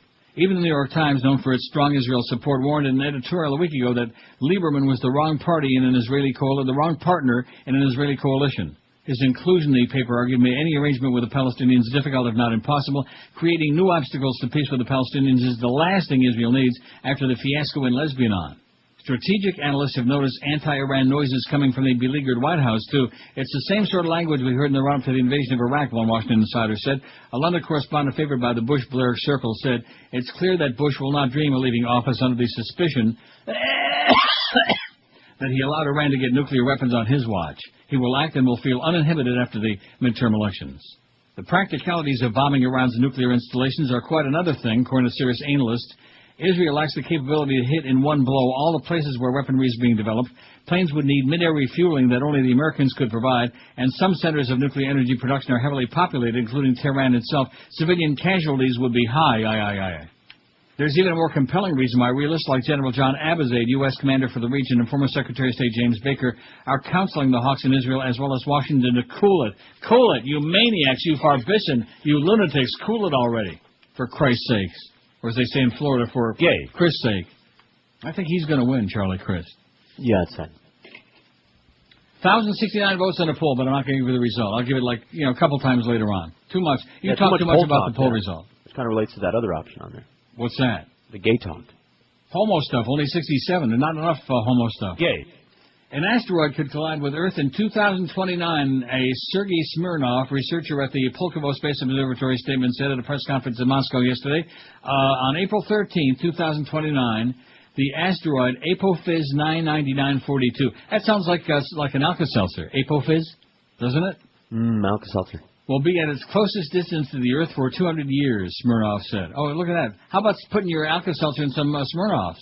I bet you the Ruskies do that. I'll try. How about it, Josh? Right, I don't know. Now, is your girlfriend a lush? Is she a vodka drinker or what? Yeah, a little bit. Oh, figures. The asteroid will pass the Earth at a distance of 30 to 40,000 kilometers. That's 18 to 24,000 miles. This crosses the geostationary orbit where all the telecommunications and a lot of military satellites are, he said. Let's see, 2029, that's 23 years ahead. I would be 87. I don't think I'll be here. Whatever happens, the Earth will feel the effect of the asteroid, and in the worst case, it will collide with the Earth, and at best, it will damage equipment in the space at the geostationary orbit. How do you like that? So 2029, mark it down on your calendars, all you young punks like Josh. George will be dead by then, too. I hope. 1,069 votes on the poll. Again, I just mentioned that. Oh, look at that. U.S. troops play soccer with Afghan kids in Jalalabad, and this time they didn't shoot anybody. That's good. Excellent choice. 2 federal agencies are investigating whether the Bush administration tried to block government scientists from speaking freely about global warming and censor their research. Senator Frank Lautenberg, Democrat in New Jersey, said he was informed the Inspectors General for the Commerce Department and NASA oh, boy. Had begun coordinated sweeping investigations of the Bush administration's censorship and suppression of federal research into global warming. These investigations are critical because the Republicans in Congress have ignored the serious problem, Lautenberg said. He said the investigations will uncover internal documents and agency correspondence that may expose widespread misconduct. He added taxpayers don't fund scientific research, so the Bush White House can alter it. Messages left Wednesday at the offices of the Inspectors General, which serve as the agency's internal watchdogs, were not returned. Kristen Helmer, a spokeswoman for the White House Council for Environmental Quality, said Wednesday night the administration has supported the scientific process in its approach to studying climate change. Right. Anybody buying that? No. Anybody believing that? No. Okay. Just checking. Oh, Lou Dobbs tonight on CNN. You don't want to miss that. America votes. And, of course, let's make sure those illegal aliens don't vote, right? Those illegal aliens. Right. I wonder how aliens doing. Probably pretty healthy. He's missing those Happy Meals all the time. Hola. And if he can just keep the Ebola's hands off his privates, he'll be okay. Well, it sounds like, I don't know, kind of grisly to me. Just, I don't know. Yeah, sick. Sick, disgusting. Uh-huh. Well, it's your people, man. Backwards, barbaric. Those aren't my people. The hell they're not. What do you mean they're not your people? In other words, now you're picking and choosing? That would be like saying to me that Jew Lieberman is one of my people, you know? I would take that very he is. offensively. No, he's not. That other Lieberman guy. Ahmadinejad, all those it's Ahmadinejad is one of my people? All those Middle Easterners, your people, the ragheads, the camel jockeys. I don't wear no rag, although I do have a toque. Hey. You prefer the toque, I prefer the toque. 1,075 votes. Neil talks too much about I hate this pool, 220, 20.4%. I hate it. I don't know what's not to like. I like it. He talks too much about these dumb pools, 182, like he's doing right now. See, we told you. Horse racing, 137, which I never talk about. Breeders' Cup tomorrow. Hockey, 124, which I assiduously avoid talking about. Management, 89. Politics, 82. Sales holes, 68. Homo stuff, 68. How about homo sales holes? George W. Bush, 51. Religion, 29. Food, 13. And sports, 12. Thank God you didn't get started on a food jag today. Thank the Lord for that. The best talent. This is Neil Rogers, Sports Radio 560 QAM. Friday, you bastard. Do you feel depressed? Are you sick of the Miami Dolphins? Uh-huh. Do you want something a little exciting for a change? You gotta start watching the Miami Hurricanes! Yo, it's a football game, a boxing match, and a riot all wrapped up in one! Even our announcers are down with the cause! Now that's what I'm talking about. You come into our house, you should get your behind kicked. You don't come in the OB playing that stuff. You across the ocean over there. You across the city. You can't come over to our place talking noise like that. You get your butt beat. I was about to go down the elevator and get in that place. Yo, so if you want real entertainment, check out the Miami Hurricanes. Ain't that right, baby? What's wrong with little gangster ball anyway, right? Boy, they're going to get their ass kicked in the Orange Bowl tomorrow by Virginia Tech. It's going to be bad tomorrow night. Then the Dolphins on Sunday. Man. People on Monday morning go, I'll be running around, oh, we're cursed here, we're cursed. Aren't you cursed? I'm cursed, Investigations led by a Republican lawyer named Stuart W. Bowen, Jr. in Iraq have sent American occupation officials to jail on bribery and conspiracy charges, exposed disastrously poor construction work by well-connected companies like Halliburton and Parsons, and discovered that the military did not properly track hundreds of thousands of weapons it shipped to Iraqi security forces. And tucked away in a huge military authorization bill that President Bush signed 2 weeks ago is what some of Mr. Bowen's supporters believe is his reward for repeatedly embarrassing the administration, a pink slip. Bye-bye. The order comes in the form of an obscure provision that terminates his federal oversight agency, the Office of the Special Inspector General for Iraq Reconstruction, on October 1st, 2007. The clause was inserted by the Republican side of the House Armed Services Committee over the objections of Democratic counterparts during a closed-door conference, and has generated surprise and some outrage among lawmakers who say they had no idea it was in the final legislation. I wonder if he's kin to Joe Bowen, or Jimmy Bowen. Remember Jimmy Bowen? It beat the crap out of him, and he was never the same again. I'm sticking with you, man. I'm sticking to you just like glue. You got that? I'm sticking with you by Jimmy Bowen? Probably not. I'm looking for it. I bet you got it. Mr. Bowen's office, which began operation in January 2004 to examine reconstruction money spent in Iraq, was always envisioned as a temporary organization permitted to continue its work only as long as Congress saw fit. Some advocates for the office, in fact, have regarded its lack of a permanent bureaucracy as the key to its aggressiveness and independence. But the implications of the provision in the new bill have become clear. Opposition have been building on both sides of the political aisle. One point of contention is exactly when the office would have naturally run its course without a hard end date. The bipartisan opposition, you don't have that, do you? No, I don't. Jimmy Bowen? I'm getting it, though. The bipartisan opposition may not be unexpected to give Mr. Bowen's Republican credentials. He had served under George W. Bush both in Texas and the White House, and deep public skepticism on the Bush administration's conduct of the war. Susan Collins, that whiny Maine Republican who followed the bill closely as chairwoman of the Senate Committee on Homeland Security and Government Affairs, said she still doesn't know how the provision made its way into what is called the conference report, which reconciles differences between House and Senate versions of a bill. No, Jimmy Bowen, and I'm sticking with you. I'm not hearing it. No, I don't. Are you hearing it from the crowd or what? No. Is that B-O-W-E-N? All right. How the hell else would you spell it? B-O-W-I-N? Oh, you know how people like a fiddler. I'm bowing it. Yeah. I'm bowing it. I'm waiting. I don't hear it. You're not gonna for a while. Well, why not? Because I don't have it. Hey, listen. Anybody that could find shoe fly pie and apple pan dowdy by Dinah Shore from 1806, sure as hell can find I'm Sticking With You by Jimmy Bowen. A medley of his smash. I think he had one or two others. Oh, Honeycomb. I bet you got Honeycomb. Huh? See, I picked the wrong song. You got Honeycomb. I'll bet you Duff's Life on it. You don't got Honeycomb by Jimmy Rogers. I told you. Knew it. Guarantee. Okay, that's enough. According to a Nielsen net rating study, Republicans outnumber Democrats online, and more respondents consider themselves moderate as opposed to liberal or conservative. The Internet Median Market Research firm revealed that 36.6% of U.S. adults online are Republicans, 30.8% are Democrats, and 17.3% independents in a press release issued earlier this week. Isn't that kind of shocking to you? Yeah, well. Depressing, shocking, all of the above. All of these things. A Nielsen net ratings analyst cites two reasons for the Republican edge online. The fact that the online population is more heavily composed of Republicans than Democrats is principally a function of the Republican Party's higher composition within the overall electorate, analyst Ken Kasser states in the press release. This is exacerbated by the fact that online penetration continues to be deeper among affluent households, which have historically skewed Republican, which is why we're all skewed. RushLimbaugh.com draws the biggest GOP crowd with an 84.8% Republican audience, while Newsmax.com and BillO'Reilly.com fall with audience measuring 65.4% Republican. Rounding off the top five Republican sites are the Missy Drudge Report and Salt Lake Tribune with 59 and 57.9 composition percent, respectively. The top three Democratic-heavy sites may come as a surprise. BlackAmericaWeb.com, AOL Black Voices, and BET.com, with audiences that were 79.9, 64.8, and 58.6% Democratic, respectively. Salon.com and Village Voice with 55.3 and 55.2 also rank in the Democratic top five. Salon.com and Village Voice. You know, I haven't been checking Village Voice lately for some reason. Oh, there's Art Buchwald. Boy, what a mess he is. He's got kidney failure. When respondents were asked about their political leaning, the largest segment, 36.1%, identified themselves as moderate. The second largest segment, 32.5%, identified themselves as conservative or very conservative, while 19.8% of respondents identified themselves as liberal or very liberal, as in liberal. For online newspapers, the results were not unexpected. Republican readers favor the Wall Street Journal, while Democrats flock to the New York Times.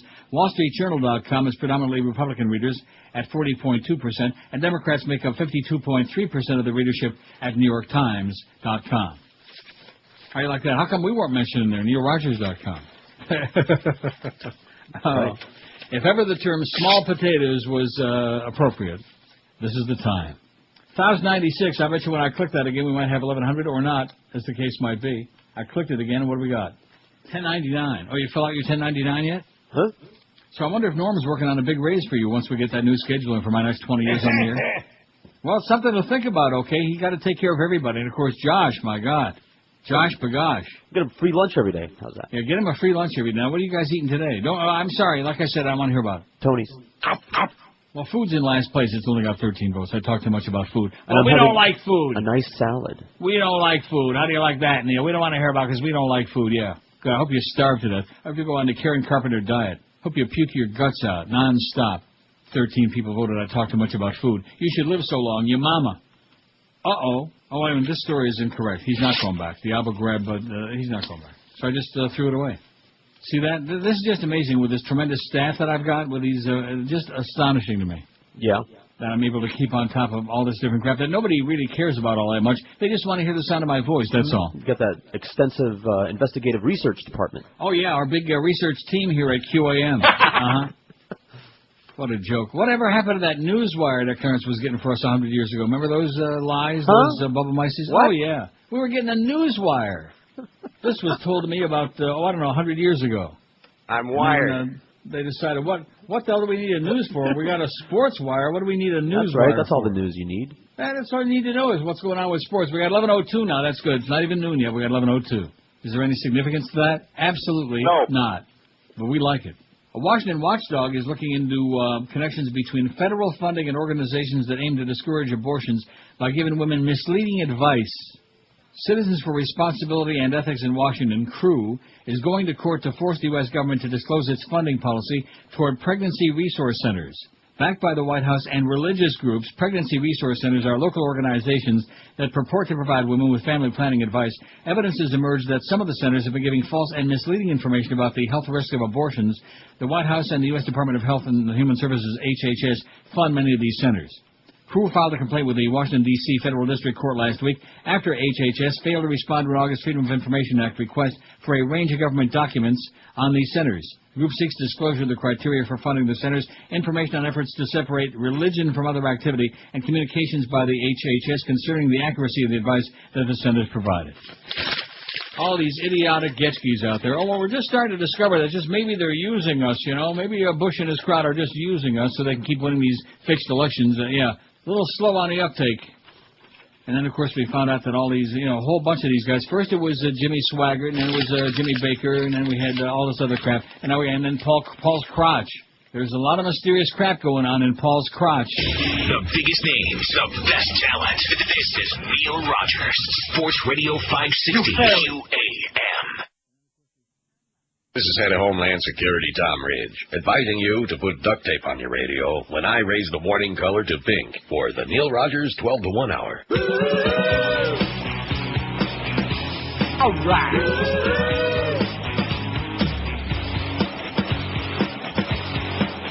Oi! 2004 sure sucked. Next year we'll have more luck. I can see it now. I bet they'll cure Mad Cow. Might even fight a cure for that guy Michael Moore. When you fill your SUV, that cash will all be free. Even when Bush cuts our taxes, deficits will still go down. And rather will not use faxes.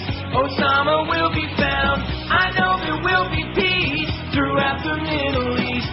All kids will graduate and Queer Eye will be so straight. Please let it be a great year. I sure hate it this year. Don't need wars or elections, and no more flu infections. TV will be cleaner, and Star Jones will be leaner. Let's all look on the bright side in 2005. That's right. Look on the freaking bright side, even if it looks like the end of the world is coming, which maybe it is. 12:01 at 560 WQAM. Happy Friday to you. Oh, brother. The Broward Sheriff's Office Hazardous Materials Team has reopened westbound Oakland Park Boulevard and southbound 441 in Lauderdale Lakes. Thanks God. The roads were closed earlier this morning due to the strong smell of gasoline from several manholes in the area, and George was on his way out of the door. He wanted to go over there and sniff the manhole. BSO Fire Rescue said it obtained readings showing that the chemical levels have dropped. BSO is investigating whether the smell is related to a nearby Shell gas station, according to the Sheriff's Office. The gas station was also shut down for a time. A Sunrise hazmat team also went to the scene, but everything's under control. The roads are back over again. The birds are flying. People are farting up a storm, and everybody's got a big smile on their puss. Right? And we got 1,109 votes on the poll. What's not to like? Nothing. It's Friday. We got the free food here from Tony's. You got the free food from our friend Brad at Tony's. Thanks, Brad. You're the best, sweetheart. And it's a damn good thing I'm not there. I'd be shoveling that stuff down my gullet like crazy, man. I'd be impressed by Josh, though. He orders 3 meals every time we order food. So what's wrong with that? Nothing. It just he eats them all in one sitting. I told you he's gonna blow up like a bullfrog. He's gonna be fat as a cow. It happened to me when I started on this show too. Wait. You'll see. Is he getting a little pudgy now? Oh, you should see his neck. He looks like a bullfrog. Looks like the beast, huh? Not yet. No neck, Josh. The rich are getting much richer and much faster than everyone else. Oh, no. Over the past quarter century, and especially in the last 10 years, America's very rich have grown much richer, and no one else fared as well. In 2004, the richest 1% of households, 719,910 of them with an average annual income of $326,720, had a 19.8% of the entire nation's pre-tax income. Almost 20% of the whole country's income. That's up from 17.8% a year earlier, according to a study by the University of California, Berkeley economist Emmanuel Saez. Stop and think about that. In 2004, the richest 1% of the households had almost 20% of the entire nation's income. The study, titled The Evolution of Top Incomes, also found that the richest 0.1% of Americans, 129,000 plus households in 2004, reported income equal to 9.5% of all national pre-tax income. 0.1%. Bunch of greedy bastards, okay? Why don't they throw a few million Georges and Joshes way, for Christ's sakes? And some of you poor schleppers out there that are working your asses off to try to, get 2 nickels to rub together? Right? Absolutely. Absolutely. However, median or midpoint family income rose only 1.6% between 2001 and 4 when adjusted for inflation, according to the Federal Reserve. Median family real net worth, the family's gross assets minus liabilities, underline the gross part, rose only 1.5% during those 4 years. I'm doing very well, by the way. Oh, okay, bastard. In spite of George going on here and saying that I'm losing all my money at Woodbine, there's something wrong with you, man. I didn't say that you were losing all your money at Woodbine. I said that you should, and I do. Why is that? Why should I lose all my money? Why should you want me to lose? Huh? Because you shouldn't die with all this money in the bank. You should spend it and have a good time with it while you're alive. You don't want me to leave the money to anybody, the people you don't like. Oh, I don't want you to leave the money to anyone, period. Leave it to well, listen, I'll see. I'm going to go out and spend it now. All right. You should enjoy it while you have it. Not then why the hell should I re-extend the deal in that case? So that you have more money to have a good time with until you die. So that you can continue being a Klingon? Is that what it is? Okay, sure, that works too. Okay, good. Those are very sluggish income growth rates compared with the 4 years between 1998 and 2001, when median family income grew by 9.5% and median family real net worth grew by 10.3%. Experts disagree on the causes, but they're in near agreement that this trend threatens to erode a fundamental American belief about fairness. It's not the actual getting ahead in America that's so important. It's been Americans' deep belief that they have the opportunity to get ahead. And if you lose that, there's damage to our society, said Douglas Holtz-Eakin, who until last year was the director of the nonpartisan CBO, the Congressional Budget Office, and before that was chief economist for President Bush. In coming years, income inequality is sure to be a rallying cry in political debates over everything from raising the minimum wage to federal spending on education to overhauling the tax code. Most theories on why the rich are getting richer focus on why everyone else isn't. Some explanations include the declining power of labor, the influx of illegal immigrants. Lou Dobbs is going to be screaming about it tonight. You can bet George's life on that. The offshoring of jobs and global competition that holds down wage growth. Education has widened income inequality to Americans with college degrees earn nearly twice as much as those without them. I don't have no college degree. I'm doing okay. Josh don't have no college degree. Look at the money he's pulling down. That's right. But education hasn't been a ticket to income growth lately. Between 2000 and 2005, workers with a 4-year college degree saw their wages fall 3.1% adjusted for inflation. Only 2 groups who together make up just 3.4% of the workforce saw inflation-adjusted wages rise. They were workers with doctoral degrees or specialty degrees such as medicine or law. The doctors and the lawyers, they're getting rich like crazy. They're just raping the public, just raking in the dough. That's what Norma said. The soaring pay enjoyed by top CEOs, athletes, and entertainers is also added to the widening income divide. I'm thinking Tiger Woods causes some income inequality, said Holtz-Eakin. All of that seems to be part of this, but still leaves you with a sense of not knowing exactly what it is. There's a simpler explanation. The very wealthy simply own more assets than the rest of us. That means they benefit more from the booming stock market, which is reaching record highs. And it goes on about stock market. They can take the stock market and they can step over where the moon don't shine. That must be it. We're all getting rich from the stock market, right? Oh, yeah. 1,118 votes on the poll. To 4.4%. Yeah, there you go. He says his approval rating's down to 4.4%. Well, that's pretty weak. Pretty weak. Thanks for admitting it, though, W. You idiot. You quisling. You fairy. You simpleton. You dumbo.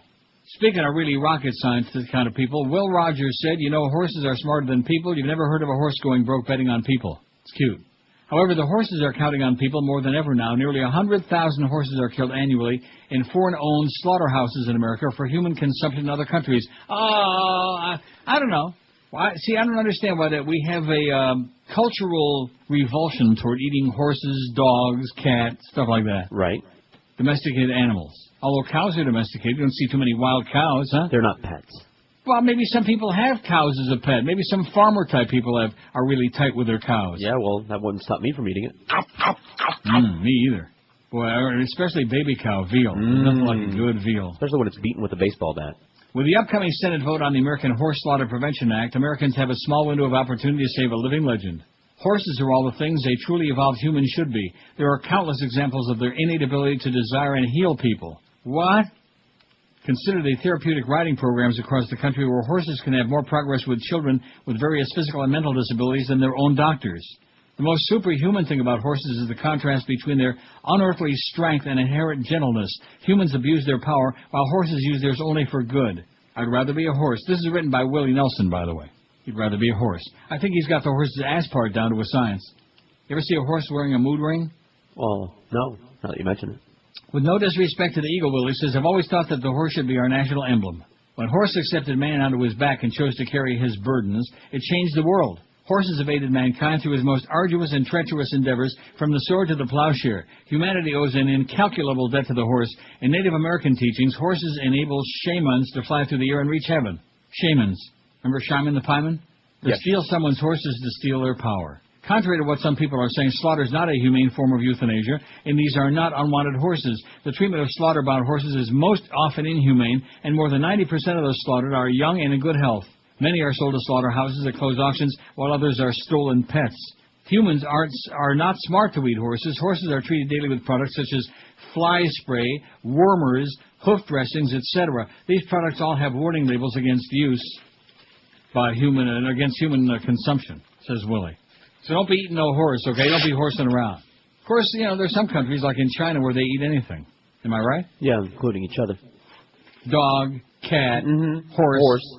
I told you about my trip to that Chinese market. Oh, my God. I couldn't believe it. Possums. I was trying to tell you about them. About what? The Chinese. They eat anything. Anything. And that's why all these grotesque tiger diseases, balls. That's why the SARS things always breaks out in China and Southeast Asia, because those people eat all sorts of grotesque things. They're the reasons that people are poaching tigers and rhinos and elephants and everything, because they think that if they, drink rhino horn. Ever have poached rhino? No. Delish. I bet you I could make that in my flavor wave. Probably. It's big enough. Poached rhino. 1,130 votes on the poll. The overwhelming consensus is I talk too much about the poll, so whatever you do, don't give us that result. The biggest names of best talent. This is Neil Rogers, Sports Radio 560 QAM. Hello, I'm Rush Limbaugh. You know, the best way to separate us from the liberals is by smell. That's why I use Extreme Right Guard deodorant. When I'm running errands in my Hummer, Extreme Right Guard deodorant protects me from odor, wetness, and tree-hugging lefties all day long. Macaditto's Extreme Right Guard deodorant has a powerful ingredient, self-righteousness, guaranteed to keep you dry. I'm a Minuteman. I spend all day chasing illegals in the hot sun. And Extreme Right Guard deodorant works as hard as I do. Okay, I got him. I'm protesting the teaching of evolution, and when I raise my monkey poster, I feel confident knowing Extreme Right Guard deodorant is intelligently designed. Yes, when defending the traditional values upon which this country was founded, never let them see you sweat. Use Extreme Right Guard deodorant. 12:16 at 560 WQAM. We got Mad Dog coming up at 2 o'clock. Mad Dog solo on that Power Hour. He's going to be at Hooters and Pompano, by the way. And in 5 to 7, we apologize. That's because the Humper's not around. He's in Louisville for the Breeders' Cup tomorrow. Opening tip with Bimbo Coles at 7 before the heat game, which we don't carry. Craig Mish, 7:30 to 10, which means we just throw in the towel. Heat Rewind with Bimbo Coles at 10, Eddie K at 11. You following that? You got that all marked down, George? For your evening listening on a Friday? Huh? Good. I bet you got just tons of birthday cards pouring in there that you're not sending them. Not. Sent you all of them. Both of them. Both of them? There was that one pornographic one that didn't come out in the fax machine. Right, the other one from a nice lady. Oh, yeah. Oh, thank you very much. Bill Gertz in the Washington Times writes, the Pentagon has stepped up planning for attacks against North Korea's nuclear program and is bolstering nuclear forces in Asia, said defense officials familiar with the highly secret process. The officials, like everybody else, speaking on the condition of anonymity, said the accelerated military planning includes detailed programs for striking a North Korean plutonium reprocessing facility at Yongbyon with special operations commando raids or strikes with Tomahawk cruise missiles or other precision-guided weapons. The effort, which had been underway for several months, was given new impetus by Pyongyang's underground nuclear test October 9 and growing opposition to the nuclear program of Kim Jong-il's communist regime, especially by China and South Korea. A Pentagon official said the Department of Defense is considering various military options to remove the program. Other than nuclear strikes, which are considered excessive, there are several options in place now. Planning has been accelerated, the official said. A second senior defense official privy to the effort said the Bush administration recently affirmed its commitment to both South Korea and Japan that it would use U.S. nuclear weapons to deter North Korea, now considered an unofficial nuclear weapons state. They're going to drop Alec Baldwin on Pyongyang. We'll resort to whatever force levels we need to have to defend the Republic of Korea. That nuclear deterrence is in place, said the senior official, who declined to reveal what nuclear forces are deployed in Asia. Maybe just some of them baby nukes. Other officials said the forces include bombs and air-launched missiles stored at Guam, a U.S. island in the western Pacific, that could be delivered by B-52 or B-2 bombers. 9 U.S. nuclear missile submarines regularly deploy to Asian waters from Washington State. The official said one military option calls for teams of Navy SEALs or other special operation commandos to conduct covert raids on Yongbyon's plutonium reprocessing facility. The commandos would blow up the facility to prevent further reprocessing of the spent fuel rods, which provides the material for developing nuclear weapons. A second option calls for strikes by precision-guided Tomahawk missiles on the reprocessing plant from submarines or ships. The plan calls for simultaneous strikes from various sides to minimize any radioactive particles being carried away in the air. Planners estimate that 6 Tomahawks could destroy the reprocessing plant. It would take 5 to 10 years for them to rebuild it. And then we can start all over again. We just keep blowing it up, and they'll keep rebuilding it. And then we'll get pissed off and just nuke the whole thing. We'll flatten the whole thing. How's that sound? Sounds great. 1142, that's how many votes we got on that poll, which we don't want to talk about. Don't forget to watch Hacking Democracy on HBO. Don't watch it too closely and too carefully, though, because then you'll say, oh, I'm not going to waste my time voting. For example, here's more about that Tennessee situation. Several electronic voting cards used to cast ballots are missing from a polling place in Memphis, according to the Tennessee Republican Party. In a letter to the Shelby County Election Commission, State GOP Chairman Bob Davis, Jr. charges the lack of oversight and control over the so-called smart cards has created a situation which could allow for voter fraud. Oh, my God. He said the missing cards could lead to illegal votes being cast in Tuesday's election. Once cast, an illegal vote made with a reprogrammed smart card would be indistinguishable from an illegally cast vote, Davis wrote. His letter doesn't cite specific numbers of cards missing or what the voting site was involved. He calls on local election officials to locate the cards as soon as possible and establish procedures to ensure that no other cards are lost on Election Day. The letter comes today after Gibbons has said he's asked the Tennessee Board of Investigation to look into possible voter fraud. The Commercial Appeal reported today that officials are investigating 2 cases in which individuals voted twice during early voting. Only twice? Well, that's not a big deal, right? Not at all. I mean, if you have the opportunity to get in there and vote over and over again, I mean, twice. Sure. Vote 100 times, for Christ's sake. About 30, man. For Chris' sake. But not for Chris. Gay. Speaking of gay, Tom Cruise and MGM to form new United Artists in L.A. Did you see this? Huh? He just keeps coming back like a bad penny. Can't get rid of his ugly ass. Film star Tom Cruise has teamed up with Metro-Goldwyn-Mayer Inc. to resurrect United Artists, the movie studio founded 87 years ago by screen legends Charlie Chaplin, Mary Pickford, Douglas Fairbanks, and others, MGM said yesterday. The partnership under which Cruise would star in and produce films for UA with his production partner Paula Wagner comes about 2 months after the bitter end of Cruise's 14-year production deal with Paramount Pictures. Wagner will serve as chief executive of the United Artists. Cruise and Wagner will exercise control over United Artists' production slate, from development to the ability to commit financial resources to new pictures. MG had said in the statement, the new UA will be located in L.A. UA will be in L.A. Cruise, whose latest film, Paramount's Mission Impossible 3, grossed more than $390 million worldwide, will still be available to appear in movies for other studios under the new deal. The reconstituted UA will start out with a production slate of about 4 films a year, MGM said. The talent-friendly studio will be reborn as a place where producers, writers, directors, and actors can thrive in a creative environment, MGM said in the statement. United Artists was founded in 1919 by actors Chaplin, Pickford, and Fairbanks, and pioneering director D.W. Griffith. UA secured distribution rights to films released by MGM in 1973 and was purchased outright by MGM 8 years later. MGM Films library contains over 1,200 titles, including such classics as Midnight Cowboy, Some Like It Hot, Annie Hall, and the Rocky and Pink Panther movies. Also includes Rain Man, which co-starred Cruise and, of course, earned 4 Academy Awards, including Oscar for Best Picture. And Dustin Hoffman. And Berry Berry. Oh, that was all fall down. Berry Berry. It was very, very good. 1,153 votes on the poll. Obviously, you're not impressed. You don't want to see it all fall down. You might enjoy it. It's all right. I might have. You might have seen it? I might have. Watched a lot of movies in my life a long time ago. Well, you might have seen it a long time ago, forgot about it. Like I said, Angela Lansbury is the nagging, obnoxious mother. Oh, I mean, it sounds very familiar. And Warren Beatty and Carl Malden with his big nose and the very, very smooth-skinned, lovely young Brandon DeWilde. Oh, there he goes again with that fag stuff. Hey, he was 20, okay? He was of legal age and he looked very good to me. Some of the letters are comical. A man asking God to let him win the lottery twice. Others are heartbreaking. An unwed mother pleading with God to make the baby's father marry her. The letters, about 300 in all, sent to a New Jersey minister, ended up dumped in the ocean, most of them unopened. So, see, all these people thought God didn't answer their prayers, and come to find out, their letters wound up in the ocean. The minister died 2 years ago at the age of 79. How the letters, some dating back as far as 1973, wound up bobbing in the surf is a mystery. They were bobbing for apples, no doubt. There are hundreds of lives here, a lot of struggle washed up on the beach, said Bill Lacavara, a Ventnor insurance adjuster who was fishing last month with his son when he spotted a flowered plastic shopping bag and waded out to retrieve it. This is just a hint of what really happens. How many letters like this all over the world aren't being opened or answered? How many fish in the sea and how many floating letters? Many of the letters were addressed to Reverend Grady Cooper, though many more simply said altar. According to the text of several of them, they were intended to be placed on the church's altar and prayed over by the minister, the congregation, or both. But I should have gotten that Gitschke from the Guiding Light, Father Ray, whatever his name is. Some were neatly written in script on white-lined paper, others in a feverish scrawl on tattered scraps of parchment or note cards. Many were crinkled from being in the water and then dried out after Lacavera fished them out of the sea. A dog-eared business card inside one of the letters identified Cooper as associate pastor of the Mount Calvary Baptist Church in Jersey City. A woman who answered the phone at the church office confirmed Cooper was once minister there and had died nearly 2 years ago.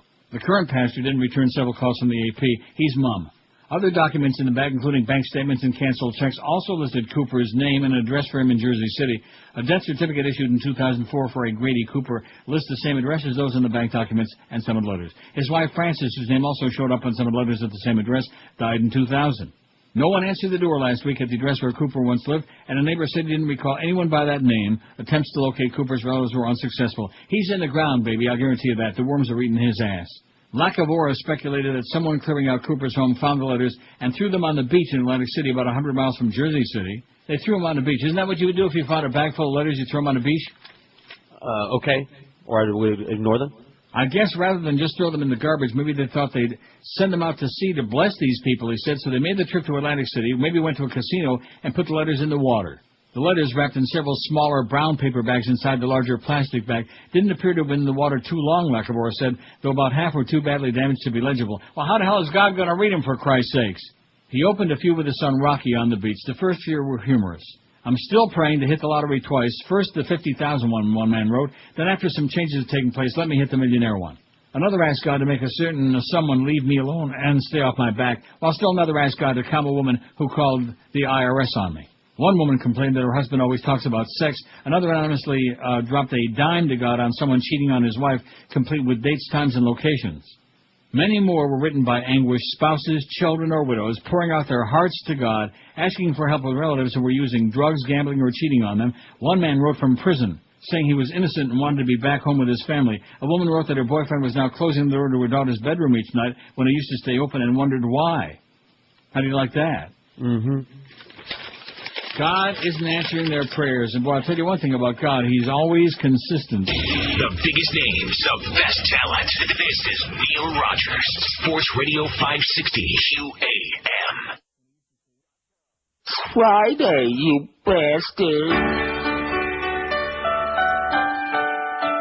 Oh, my God. A long, long time ago, it was 1900, and Jesse Helms was just a lad of 9. And no one knew what was in store. Just ended the Spanish-American War, so they partied like it was 1899. There were events that made you shiver, but there were times we did deliver a promise that was kept. With that famous one small step, I can't remember each event or everything that man did invent. A century we will present, and this is how it went. My, how the time it did fly. Since it started, some departed, many tears we did cry. For the century, it's time that we say goodbye. It all happened in the blink of an eye. 100 years have gone by. It all started when two guys were right, when they put an airplane into flight, and the start of radio. Sigmund Freud had his mom to thank, and quantum theory and Max Planck, and the Titanic, that story we all know. Well, World War I, it soon began with shooting Archduke Francis Ferdinand. Millions died from the flu, and plastic, it was brand new. And then Russia had its revolution. Panama connected both of the oceans. Monopolies we won't see again. 100 years gone by. And we were singing, my, how the time it did fly. Since it started, some departed, many tears we did cry. For the century, it's time that we say goodbye. It all happened in the blink of an eye. 100 years have gone by. Albert had his relativity. They mass-produced the new Model T, and Lindbergh landed near Paris. Then some moldy bread gave penicillin, Wall Street and the Great Depression, and women would vote like you and me. Oh my God. And Germany's chancellor was sworn in, and World War II would soon begin. Made Europe sovereign land. The Project Manhattan, evolution trial in Tennessee. We caught a first look at TV, then the day that lives in infamy. 100 years gone by. I'm dying over here. And we were singing, my, how the time it did fly. Since it started, some departed, many tears we did cry. For the century, it's time that we say goodbye. It all happened in the blink of an eye. 100 years have gone by. Franklin, Winston, they will soon be winning, starting with the D-Day invasion. But at what an appalling cost. In Russia, no one did defrost. In Germany, they finally lost. Discovered the horrors of the Holocaust. Fat man, little boy, Enola Gay changed the whole world on that very day. NATO had just begun, and China ruled by tongue. The first player in baseball that was black. Israel got their homeland back. Massachusetts elected Jack. 100 years gone by. And we were singing, my, how the time it did fly. Since it started, some departed, many tears we did cry. For the century, it's time that we say goodbye. It all happened in the blink of an eye. 100 years have gone by. Separate but equal made such a fuss. Rosa too tired went on the bus. Polio cured with a vaccine. Then Russia scared us big time with Sputnik. our troops into Korea quick. Discovered the double helix scheme. Oh, JFK left us way too soon, but promised to get us all to the moon. Yuri is first in space. Yeah, the pill we did embrace. And the Friendship 7 climbed into the night. Cuba's missiles gave us quite a fright. Southeast Asia is on new fight. 100 years gone by. You fairy. And we were singing, my, how the years they did fly. Since it started, some departed, many tears we did cry. For the century, it's time that we say goodbye. It all happened in the blink of an eye. 100 years have gone by. Neil's giant step was the big news. Neil, God. Roe vs. Wade gave women right to choose. Nixon resigns about Watergate. You fairy. Got the troops out of Vietnam. Had hostages taken by Iran. And a virus made us too scared to go date. A test tube babies held aloft. Some guy named Bill started Microsoft. Chernobyl explosion. The Berlin Wall gets broken. The USSR says goodbye. Some students in China, they did try. 7 died in the Florida sky. 100 years gone by. And they were singing, my, how the time it did fly. Since it started, some departed, many tears we did cry. For the century, it's time that we say goodbye. It all happened in the blink of an eye. 100 years have gone by.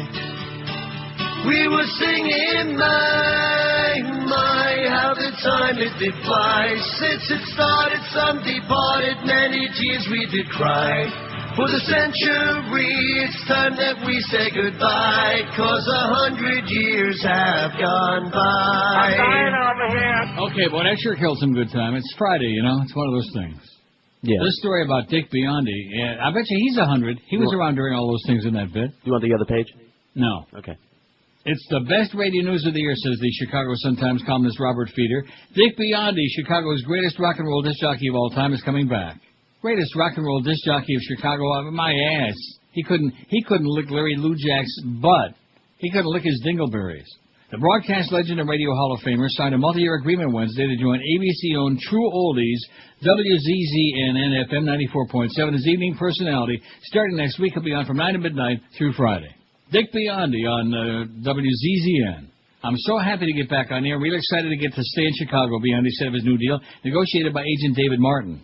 Biondi, 73, has been in radio limbo since June 2005 when CBS Radio pulled the plug on Oldies and ended Biondi's 21-year run at WJMK-FM to make way for the lifeless adult hits format of Jack FM. Every market's got a Jack FM. Even here they got Jack FM. For about a year, Biondi was relegated to Internet HD radio outlets where he could be heard only by a small fraction of his hundreds of thousands of former listeners. Nothing like playing oldies, baby.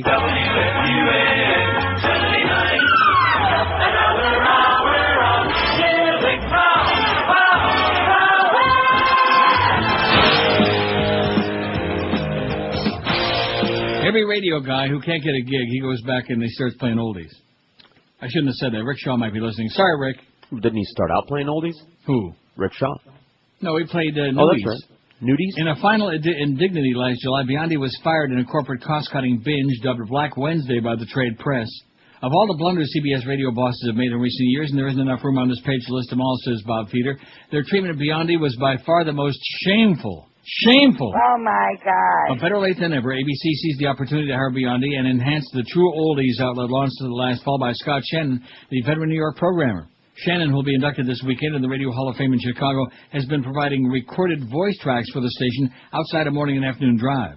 Biondi's herring closely follows that of another Chicago radio icon, John Records Landecker, who signed on as afternoon personality October 16. Mornings are hosted by Scott McKay. How exciting it is to build a genuine oldie station here in Chicago, said somebody who's on the second page. I don't really care. I don't want to hear no more. Dick Biondi and John Records Landecker. Can Larry Lujak be far out? I don't even know if he's still alive. Well, what difference does that make? The biggest names, anyway. the best talent. This is Neil Rogers. How about Sports Cousin Radio Lucy? 560 QAM. Stuck to our Friday, you bastards. The federal government just learned about those people today. Under withering criticism from both parties, Brown offered no apology and mostly blamed others for the debacle that cost hundreds of lives. Oh! Mike Brown, there's no one left to blame. I said, Brownie, you're the government shame. I said, Brownie, 'cause your career's up in flame. There's no one I know who's more lame. George Bush, you'd better make him shut up before he says it was you who messed up. You can defend him, but I'm sure you will find many think that he should do time. I was tired of this thing. He's way too dumb to run the FEMA. Some people died when he ran FEMA. Absolutely. Now that everyone knows that your leadership blows, you can go back to your horse shows. Today, both Republicans and Democrats criticize the fact that Brown is still on the federal payroll. That may be because as long as he remains an administration official, his testimony must be cleared by the White House. CKLW Motown Sound. All right. Okay, there's a sample of our new format. Starts Monday. All right. 1,201 votes on the poll. Hey, if it's good enough for Dick Biondi, who's 73. I mean, how long do you think you can do this, you know? Of course, being a disc jockey, I mean, anybody can play records. I'm not knocking him because he's, he's an old man. But anybody can play records. I mean, how much talking do you have to do, right? Exactly. You know that. I know. It's a great way to fake your way through a spin show. the tunes and Sure. the jingles and the spots. And that's why we do it on the holidays here. It's 12:48. You know, do a little bit of spazzing out when in doubt, and that's it. That's all you do. With me, on the other hand, oh my God, can you even begin to imagine me at 73? Sitting here potchking around with his computer and, oh, my God, and all these bedtime stories? Who the hell knows what kind of shape I'll be in at 73? I should live so long. You probably will. Will what? Live so long. Oh, yeah, out of spite. Just out of spite. Like I told you, there's certain people I'm going to outlive just so I can dance on their grave. You know Stop what I'm eating saying? all that candy. Yeah, I am not interested in candy. It's not Good. even on my mind. Good. Although if I knew where to find a bag of Mary Jane's. Stick with the low-carb pasta. Yeah, stick this. Meatballs. Stick it. Yeah, I'm sticking with my balls. Leaked U.S. report shows Iraq close to chaos. Oh, no, come on. They just make this stuff up. A leaked military report shows the U.S. Central Command believes Iraq is one step closer to what it describes as chaos. The classified material includes a color-coded bar chart with the word peace in green at one end and chaos in red at the other. The level of sectarian violence is marked with an arrow close to the word chaos. A Pentagon spokesman said it's regrettable the classified briefing has been leaked. White House spokesman Tony Snow says the situation in Iraq has since changed. Right. If you got the same report last week, you would have found out the national sectarian incidents from the 21st to the 27th dropped 23%, he said. It's only close to chaos. Opinion polls show Iraq war's #1 concern of voters ahead of next week's U.S. midterm elections. It's chaos, baby. They got Soros over there. I mean, you talk about, it's mind-boggling to me. It just blows my mind. But the story I had earlier about how stupid the public is and about the media's owned and bought and whatever, that's what Gore Vidal said. What's an intellectual fag like him know about the rest of us anyway, right? Right. What could he possibly know that we don't? 1,203 votes on the poll. I talk too much about the polls. Neil talks too much about I hate this poll. 252, 20.9%. 2 days in a row, I hate this poll's going to win. Like I said, I think starting Monday, George is going to do the poll every day. Yeah. I guess I must be out of good poll ideas. Right. It'll be the same poll every day. I thought this was the wiener. You know, any chance we give them to take a cheap shot at us. Neil talks too much about these dumb polls, 199, like he is right now reading the poll result again. Pop, pop, pop, pop, pop, you know, like that. Like those rejoins that we have on. Oh, my God, where we hear half of somebody's show over and over and over again, babbling about that same sports garbage. Horse racing, 152. Breeders' Cup tomorrow. Any interest whatsoever? No. Hockey, 137. Well, you can't complain about the crowds at the Panther games because there aren't any. Management 96, Politics 91, Homo stuff 77. Too much homo on that homo show. Start talking about some hetero stuff, not all those hot young guys, you know. Sales hole 71, George W. Bush 57, like Matt Castles, the backup quarterback for the Patriots. He ain't no Tom Brady in terms of talent or looks, but he'll do. He'll do as a spare. George W. Bush 57, Religion 32. Quit knocking religion. You're making fun of our religion, right? No. Yes. Sports 23 and Food 16. And no, we won't stop talking about it. And yes, we are making fun of your religion. Whichever one it is. Religion is basically for people who are too weak to escape from the brainwashing they had as children. That's what it's all about. And then, of course, the later-in-life converts. Oh, we found Christ. We found, whatever. Like Madonna there with her, what's that bogus Jew religion she's got? The Kabbalah business. Oh, yeah, Kabbalah. Hey, Bubala, how's the Kabbalah? How's the Rugelach? You crazy goy, you. And by the way, Jews don't adopt schwarzes for children, okay? Just mention it in passing, except for Mr. Ego, although I guess he's born again. Or who knows? Anybody listening to him? No. No. How the mighty have fallen, you know? How the ones he never had any ratings on a real radio station. Why would he have him on a marginal station that doesn't show up?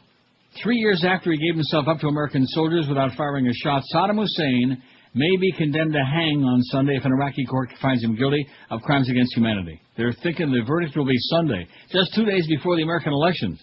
And then Monday we'll probably have the latest Osama tape in which he says, you better elect George Bush or his people, his underlings. The final act is Saddam's year-old first trial. The verdict is the high point of a historic U.S.-sponsored experiment in international justice intended to unite Iraqis in exorcising 3 decades of rule by the former president, who was installed, by the way, by the American CIA, accused of mass killing and torture to keep power over Iraq's disparate peoples. Disparate meaning religious Getchkis, the Sunnis, the Shiites, right, and, of course, the Kurds. The Kurds in the way. Different kinds. Yeah, different kinds of religious nuts.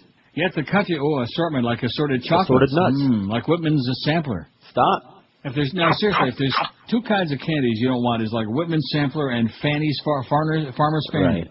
Well, the samplers is like playing Russian roulette. You know, you might get that pink stuff in the middle. Nah, God. What kind of people eat pink candy? Gay. That's what he would say. That's his response to everything, you know? Yeah. What are we going to do without him? How the hell did we ever survive this long? By the way, George was #1 in the summertime with a little help from me, Baldy.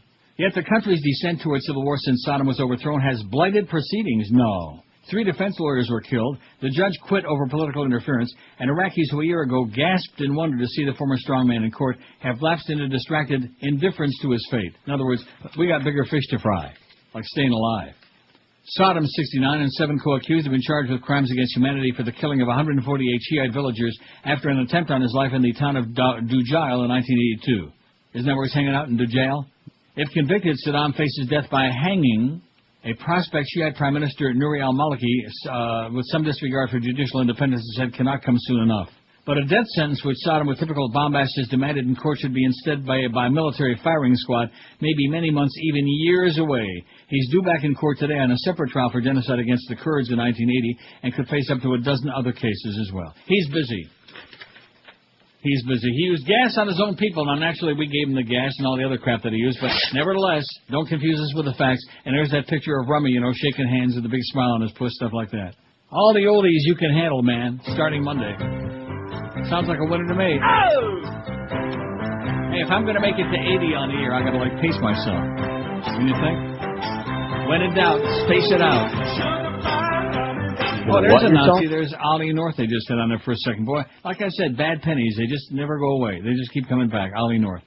Dr. Xavier Lochenkup. 113 votes on the poll, which I think our goal is 1,300, isn't it? We'll never get to that. We'll never make 13. It's Friday. And 13 is a very unlucky number on Friday, ain't it? So let's see. What's the big doings? We got my birthday on Sunday. Right. We got Hacking Democracy all weekend long, which you ought to watch on HBO. And then we got the election on Tuesday. Now, what are we going to do after Election Day? What do we do then? Punt. I mean, what happens to all the propaganda and all the grotesque personal attack campaign ads and all the closet door swinging open with all these closet fags coming flying out of it? The biggest names, the best talent. This is Neil Rogers, Sports Radio 560 QAM. Hello, this is Jello Reese, and you know, Mama be listening to her angel Neil Rogers on 1-2 hour. And now, a telephone conversation between Paul McCartney and Heather Mills. Hello, this is Andrew McCartney residence. Put him on the phone. Sir, it's her. Tell her I don't want to talk to her. Tell her I'm in me bubble bath. He's in the bubble bath. He's not in the bubble bath. I just heard him. Put the schmuck on the phone. She knows you're not in the bubble bath. Got to stop calling me. Hello, Paul. It's Heather Mills McCartney. For the love of all that's good and green, stop using Heather Mills McCartney. We're getting a divorce. I'm still your wife. You're not me wife. Linda's me wife. You're just a bad bit of lasagna before bed. Oh, you're going to regret saying that. I am going to drag you through the mud. Me friends told me you were a lying, scheming, blackmailing little bitch. There's nothing beloved about you. Wait till everyone finds out who the real Paul McCartney is. Your own father said you were a gold digger. My father is a schmuck, just like you, except you're the one who'll be writing a check for $600 million to Heather Mills McCartney. For the love of all the leaves in the tree, stop using me last name. It's still my name, and I'm going to be filthy, stinking rich. What do you want? I shouldn't be having any contact with you. I just want to tell you that I'm going to start telling the truth about you. You're a crazy. I'm a crazy? How about the time when I was pregnant and you stabbed me in the arm with a broken wine glass during a fight? You lunatic. That was a fight between Carlos and Gabby on Desperate Housewives on the telly. How about the time I asked you to bring me 12 lemons and you only brought me 2? Baby needed 12 to make a centerpiece. You crazy banshee. It was from the movie The Breakup with Vince Vaughn and Jennifer Aniston. You've lost it. You've lost it. How about the time we returned from vacation and you screamed at me constantly? You'd say, open the case, Anya. Open the case to Lula Bell. Wait till they hear that story. Wait till they hear that story. They'll know immediately you're talking about the TV show Deal or No Deal with Howie Mandel. You've got the telly confused with reality. How about the time you were an undercover police officer in the Boston Mafia? Huh? How about that one? How are you going to deny that, Paul McCartney? I'm a Beatle. You're talking about Leonardo DiCaprio in the motion picture The Departed. How about the time you made me play kickball with my bad leg? But I love kickball. I love kickball. Kickball's like my favourite sport. And you knew that about me before you married me. Just wait till Heather Mills McCartney gets you into court. We all live in a yellow submarine. A yellow submarine. Yeah, they really should have got him instead. 102 at 560 WQAM. Hey, wait till you hear this story. Not that there's anything wrong in Florida with people having driver's licenses when they're 100 years old. 81-year-old driver dies backing car out of driveway near West Palm Beach. An 81-year-old woman was killed while backing out of a driveway in the 6800 block of Okeechobee Boulevard near West Palm at 10:20 yesterday morning, the Palm Beach County Sheriff's Office said today. Nadine Bruzas, who lived in the 5900 block of Tiffany Place west of West Palm Beach, was attempting to turn right and travel westbound on Okeechobee in a 1994 Ford. At the same time, Bernard Gleimer, 88, who lives near the scene, was headed west and crashed his 2000 Ford into Bruzas' car. Bruzas did not yield before making the turn, investigators said. Bruzas' car spun, went through a drainage ditch into a palm tree. Geimer suffered minor injuries, and she is dead. I see. She was 81. He's 88. They're just spring chickens, baby. They're just spring chickens.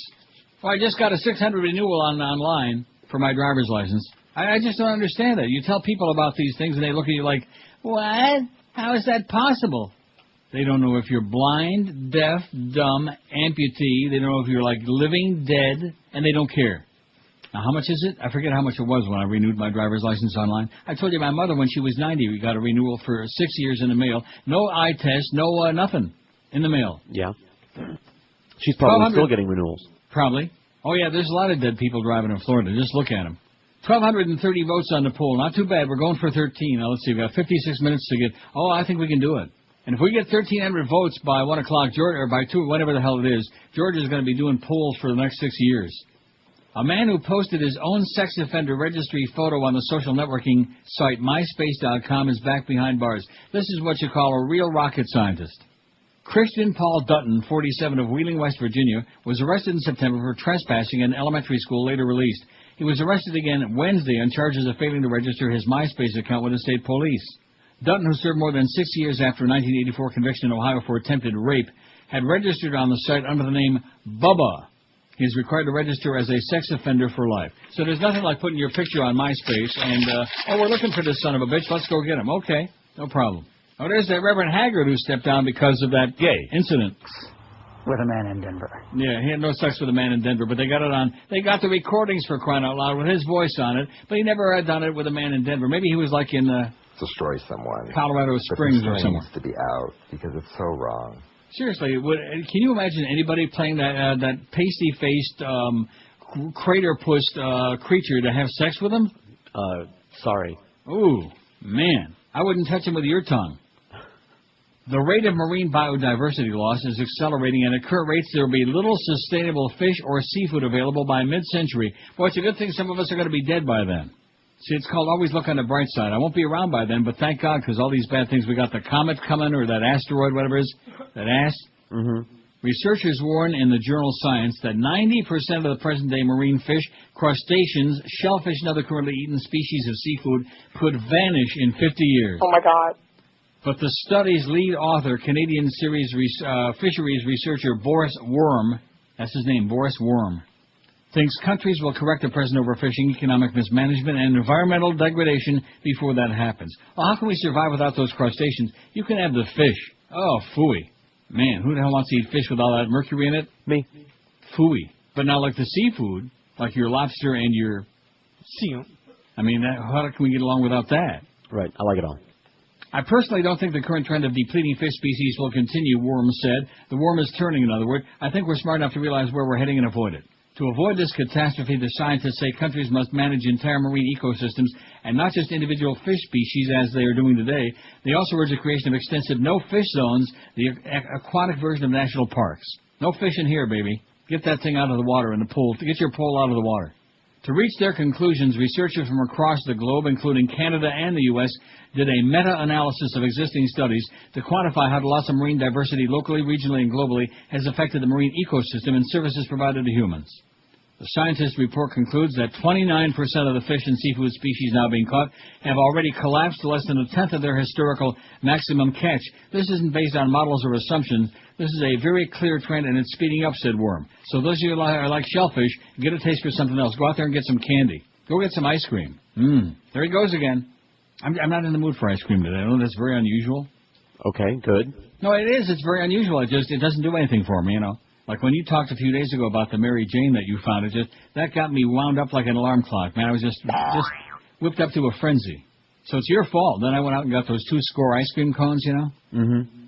Many scientific studies have demonstrated the importance of biodiversity at the local level, but this study shows for the first time that every species matters at the global level as well. Even the disappearance of one species reduces the biodiversity of an ecosystem. In turn, reduced biodiversity means the oceans produce less food, have lower resistance to disease and pollution, and can't rebound as well from stresses like climate change. Well, I don't know. Let's see. By middle of the century, I'll be turning to dust. Ashes to ashes, dust to dust. Isn't that what he said in that movie Requiem? Ashes to ashes. Mm-hmm. With Jennifer Connelly. Whatever happened to her? What's she in these days? She's around. What's she doing? I don't see her in no movie. Dark Water was the last movie I saw her in. She was in some Dark Water? Like last year. Oh, she was in a lot of Hot Water in Requiem. Mm-hmm. I got to watch that again. I'm going to be on television. She was so good in that movie that she was. It's just kind of scary.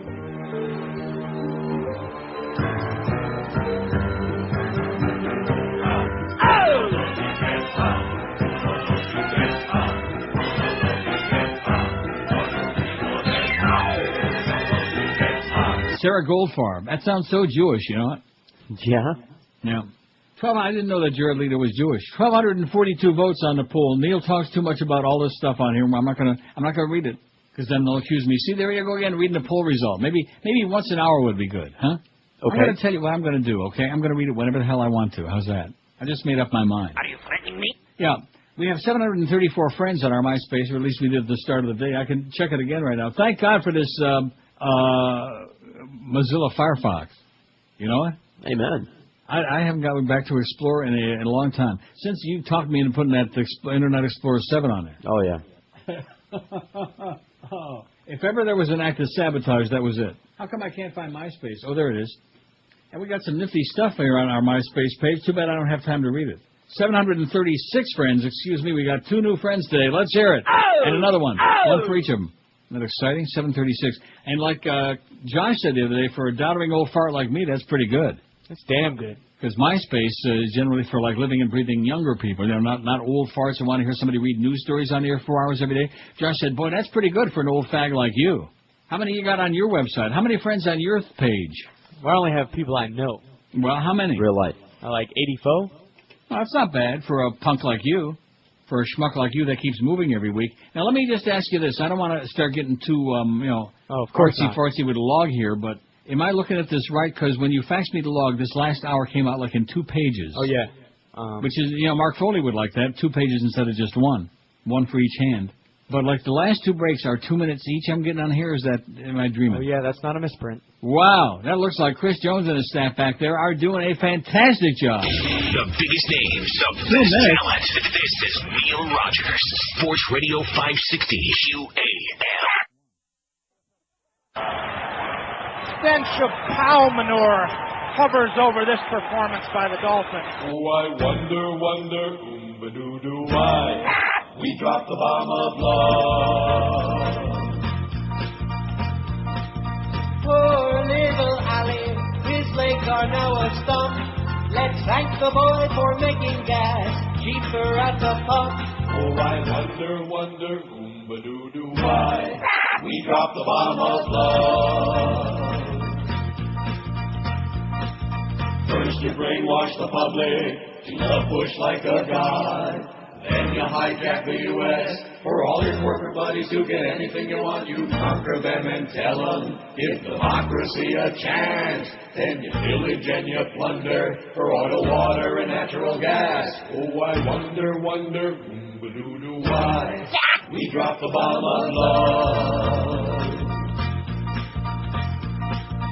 What a few dead babies, they didn't suffer long. We sure showed them a thing or two, my country, right or wrong. Oh, I wonder, oomba-doo-doo, why we dropped the bomb of love. I wonder why we dropped the bomb of love. It's a 115. Did he say? Oi! Oh, I think that's what he said. 1,260 votes. Didn't we have that just the other day? I looked at 1260 and I started babbling about WALM in Albion, Michigan. Oh, probably. Jesus. That's another thing you ought to put on the poll. Old crap. That's what you ought to put on. Oh, old yeah. Crap. Can I change my vote? Go ahead. We'll talk too much about old crap. Schmuck.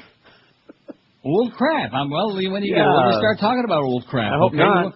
Well, why the hell I'm not? going to give Josh an electric buzzer and he just electrocute me. Adrian, do you know who Adrian Shelley is? Yes. She's dead. Are you serious? Adrian Shelley, an actress best known for her roles in the Hal Hartley films Trust and The Unbelievable Truth, was found dead in her office by her husband, her agent says. Huh.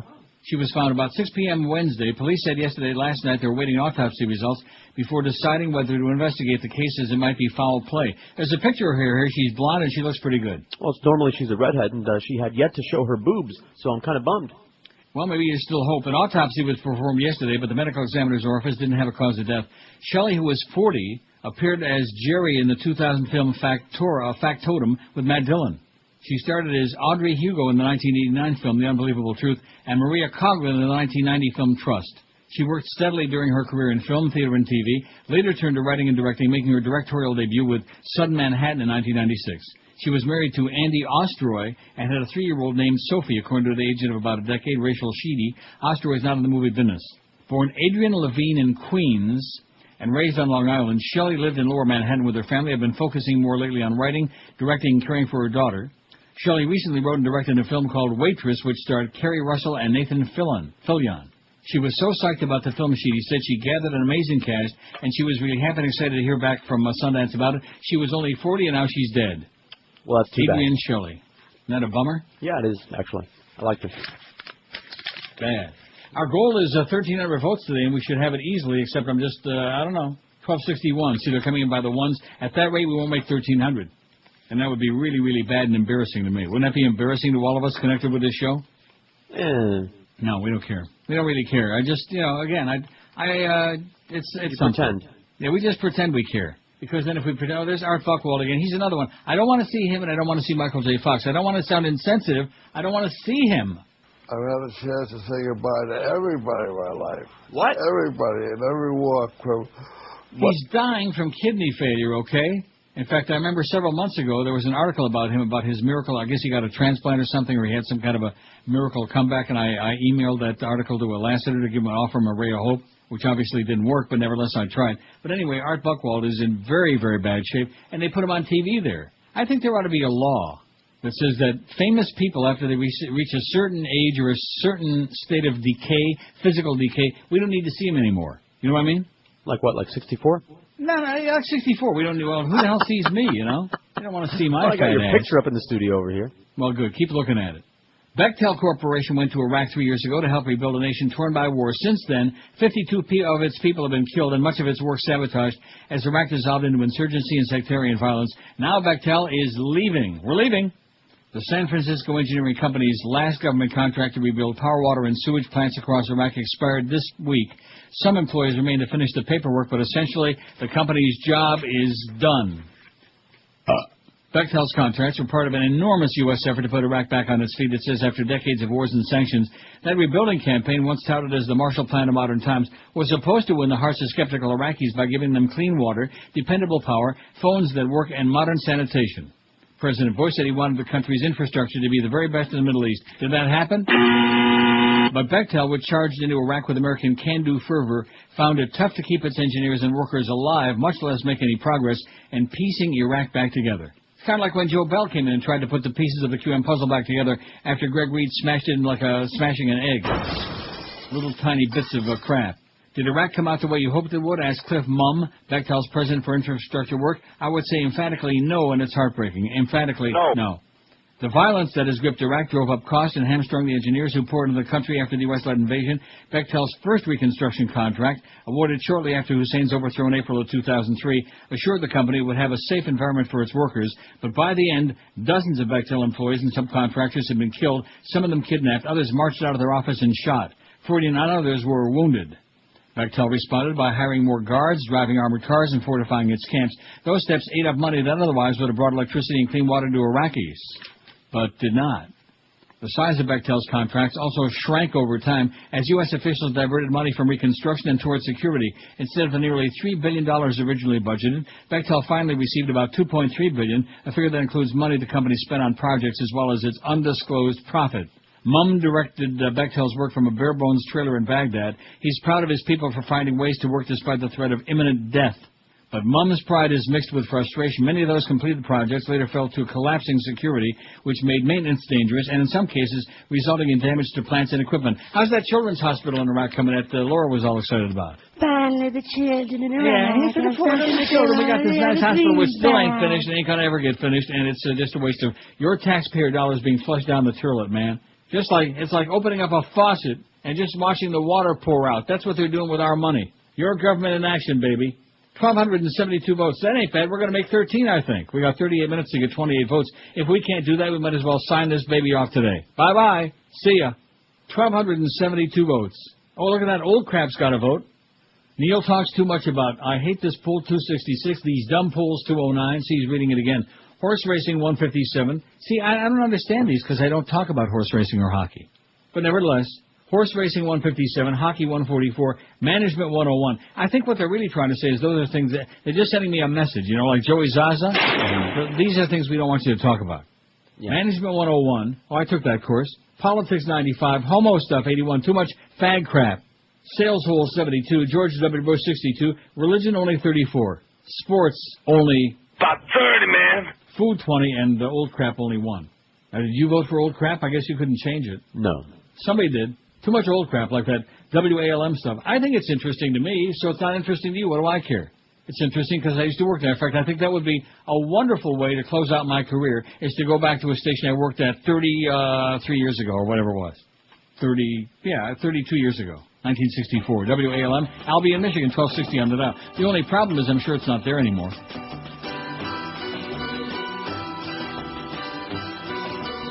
What the hell is that? Lawrence Welk. No, it's not. It is Lawrence Welk. Yeah. That's not who originally did that song. Poor People of Paris? He had a hit with it. Calcutta. Oh, Calcutta. Well, Paris, Calcutta, same. Whatever. Close enough. Barbarians. since you were talking about wonderful and old stuff and Lawrence and Welk show, I remember it very well. A wonderful, a 1 or 2 or 3. Yeah. You'll be pleased to know. Lawrence Welk show. In between inflicting Celia Cruz on me, my mother's other obsession. The Lennon sisters. Lawrence Welk. And now, what kind of a person would watch Lawrence Welk beside old? What kind of an idiot would watch that? Yeah, like old, I said. Old idiot. She made you watch the Lawrence Welk show? Yeah. I'd go in there and beat the crap out of her for that. Well, won't have to anymore. 25 past 1 at 560 WQAM. We got Mad Dog at 2. Don't forget the Humper's off today because he's in New York potching around with the Breeders' Cup. We don't want to talk about horse racing now. And, of course, we got Bernardini in there with Juan Castellano, Javier, whatever his name is, Javier Castellano. Last thing they want to hear about is horse racing. In fact, isn't that like right up there beside these dumb pools? Yes. Even worse than hockey. And they're off. And it's Spectacular Malibu, who breaks on top, but right alongside its 5-star Daydream and down on the rail. Change is going to come, is coming up quickly. Well, Durkin sounds like he's on doggy uppers today. Doesn't he sound like Geldy a little bit? Sounds like somebody's got his nuts in a knot. That sound a little strange to you? Who will be the leader down the backstretch run? Change is... Sound like Tom Durkin on acid. Well, he must be prepping for the big Breeders' Cup tomorrow. That must be it. 26 past 1 at 560 WQAM. Hey, it's Dollar Mattress's 30th birthday, and we wish them a very happy birthday, and the same to me. And to celebrate, Dollar Mattress and Simmons are offering you the lowest price of the year on the best-selling Simmons Beauty Rest Pillow Top. You can choose from South Florida's biggest selection of Simmons Beauty Rest and get same-day delivery, too, like always. So if you're finally ready to get smart and get a good night's sleep for years to come, just sit there on your ass and make one easy call. No schlepping around and comparison shopping. No wasting time, gas, and money. Just call 1-800-MATTRESS for Dollar Mattress and factory direct prices and award-winning service with no nonsense. They give you 12-month financing and an unbeatable delivery deal that nobody ever heard of. They still give you that same deal where you choose the date and time for delivery any day, 7 days a week from 8 in the morning till 10 at night. Give them a 2-hour window from noon to 2 or 1 to 3 or whatever, and they show up on time. So you don't have to sit around all day. Even the same day that you call. In other words, if you call right now, you can be sleeping like a baby as soon as tonight for a long time to come. That's why Dollar Mattress is ranked #1 in customer satisfaction, because they give you unbeatable deals and service, and that's why just about everybody at QM uses Dollar Mattress. So if the old mattress has had it, get you a great new sleep. The right way to do it by making that one easy call, or check them on the web at mattress.com. But better yet, pick up the phone right now and call them at 1-800-MATTRESS, 1-800-MATTRES. Leave off the last S because it stands for stupendous savings. The biggest names, the best talent. This is Neil Rogers, Sports Radio 560 QAM. Friday, you bastard. All right.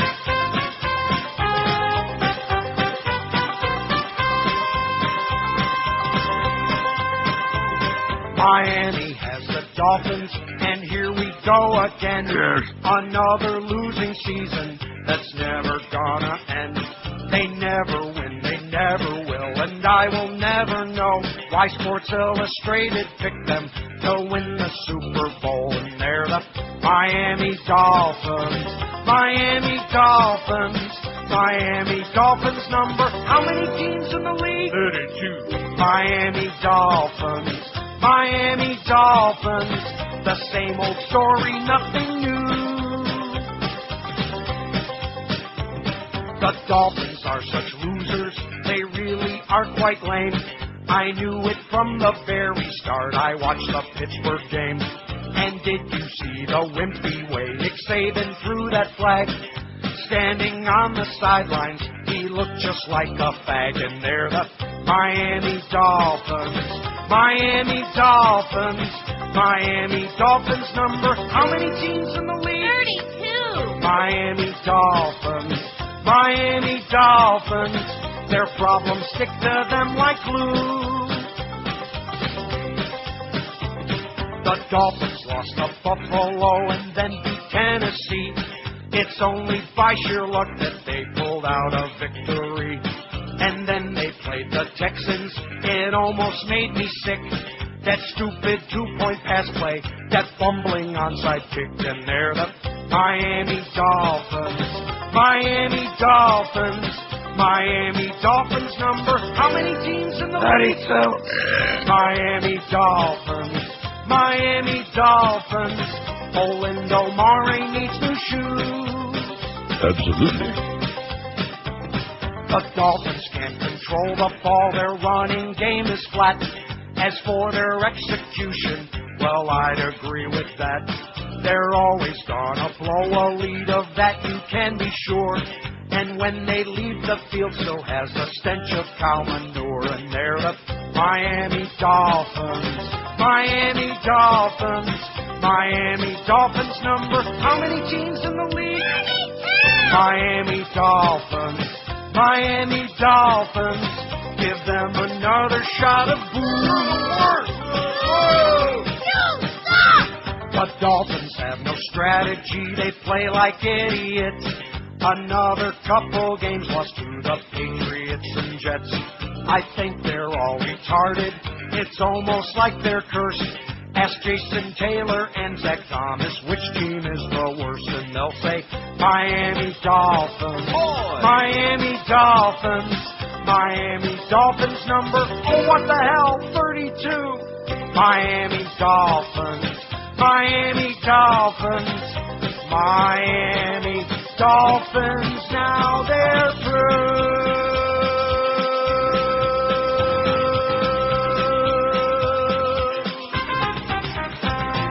132 at 560 WQAM. Could be really ugly in Chicago on Sunday, man. Could be really gruesome and grotesque. Don't forget we got the real pregame show, though, at 10 in the morning on Sunday. Just like we got the opening tip with Bimbo Coles tonight at 7, and the Heat rewind after the Heat game, as they attempt to lose 2 in a row. 1286, you know, there's not even any, like, drama or suspense today. We're going to get that 1300 real easy, George. Yeah. And what did I say? You know what that get means? the 1300 by 2 o'clock, that means I have to do the poll again? Yeah. Well, they don't like my polls lately. They don't. That seems to be the number one response. Yesterday and today. It's because they're old. I hate this poll. I hate it. I hate you because you're old and going to be 64 on Sunday. And what's that bit about Now Paul I'm McCartney? 64.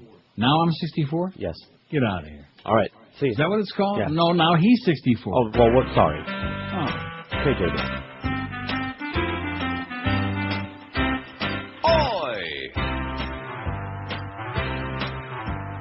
Now you are older, you still have your hair and your arched eyebrow. I heard you are splitting up with Heather, your wife. It's another day in the life. Last year your age was 63. Time to add one more. Let's have a party for Paul McCartney. Now he's 64. Oi!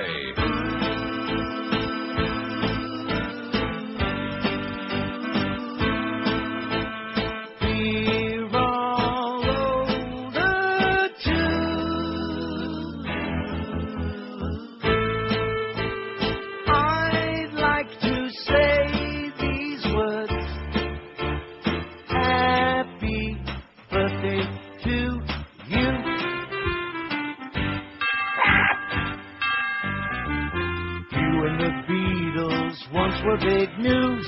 John and George are gone. George had cancer, John got shot, they didn't survive. Good old Ringo, he's still alive. Once you were busted, holding some weed in Japan on tour. Your wife doesn't need you, the lawyers will bleed you, and you're 64. Oi! Boy is the word, baby. Getting close to Social Security, getting close to the box. 135 at QAM. So anyway, thanks to Jane in Deerfield, formerly of Fort Lauderdale, she says, who faxed in a happy birthday greeting and many, many returns. Thanks, Jane. That's for you. Isn't that sweet? Yes, it is. She faxed in happy birthday. Now, of course, most of the rest of these people, you know, they would fax in complaints about, you miserable bastard, or stuff like that. But they would never say happy birthday, you old fart, you miserable old fag. Hope you die for your birthday. Yeah, that's right. Hope on your birthday you slip and fall and break your neck and wind up as like in a hospice for the rest of your horrible, pathetic days. You know, stuff like that. Mm-hmm. It's a South Florida way. 1,291 votes on the poll. We need just 9 for 1,300. That's a no-drainer, man. Just like these last 2 breaks in this hour. Well, what the hell's that all about? We're going to have 2 2-minute breaks? Is that what you tell me? Yeah, that's what I'm telling you. Or we could do 1 4-minute break. But we don't want to do that, though, do we? Why don't we? No. We don't want to do that. That would be bad. Maybe we'll just get out like 5 minutes early to make up for the time we keep running over because there's. And why do you keep running that one long ponderous rejoin there? Are those on rotation or do you go pick and choose? I pick and choose. Well, why do you do that? You're the most sadistic bastard. Which one would that be? The one where Mad Dog is going pop pop pop pop pop. The one you played yesterday and the day before that run for like a minute, at least 40 seconds, maybe 45, 50. 42, I think. Well, they're too long. I'm trying to figure out the back timing here, and I got like a short bit on there. Listen, they're all over 40 seconds, so...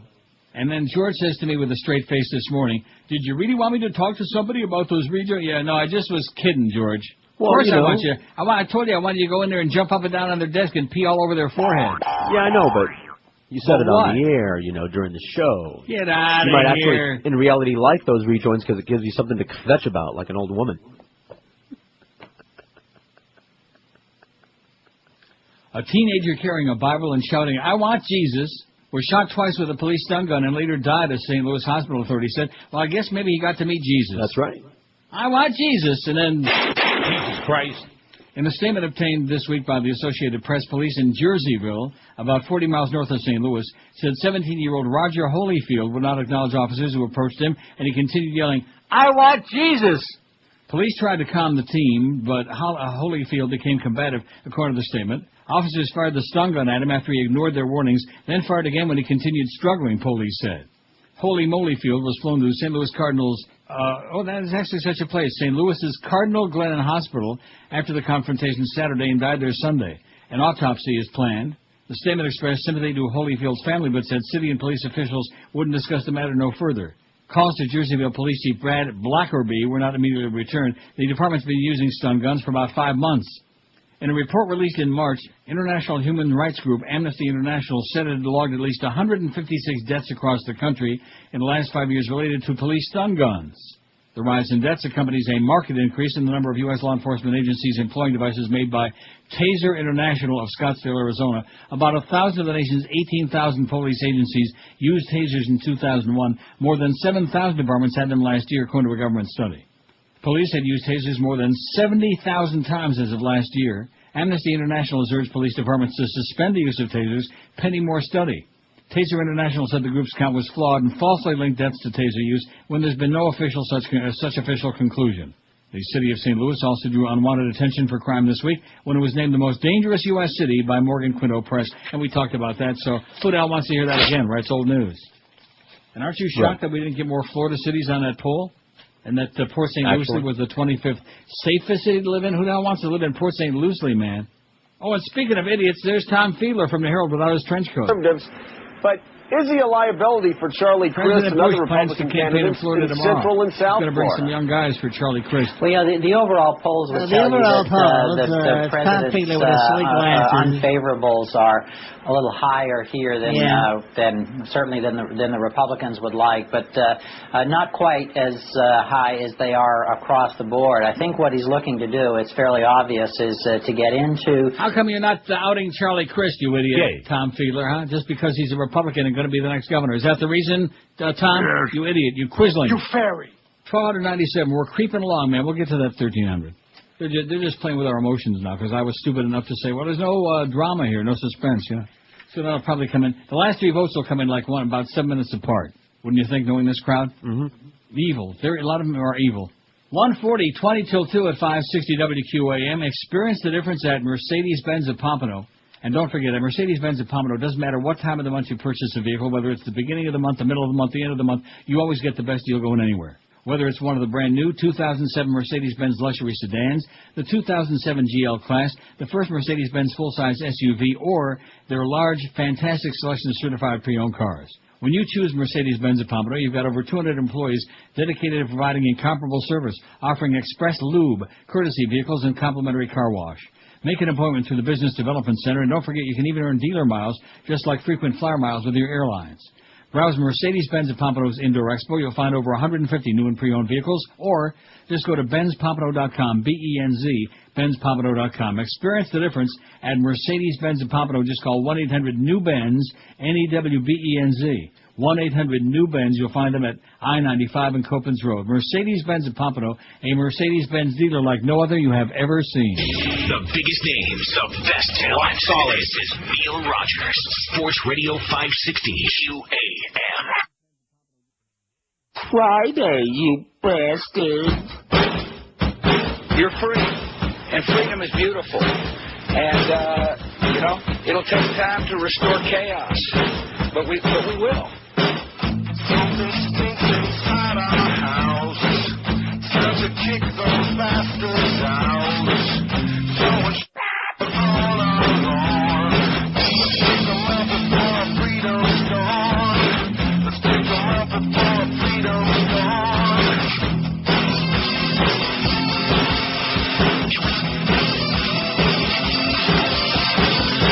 So it's all can a country take? Then let it keep it till our laws they break. The only thing that's right is that they're wrong. Let's kick them out before our freedom's gone. Kick them out before freedom's gone. Let's kick them out before freedom's gone. Let's kick them out before freedom's gone. Let's kick them out before freedom's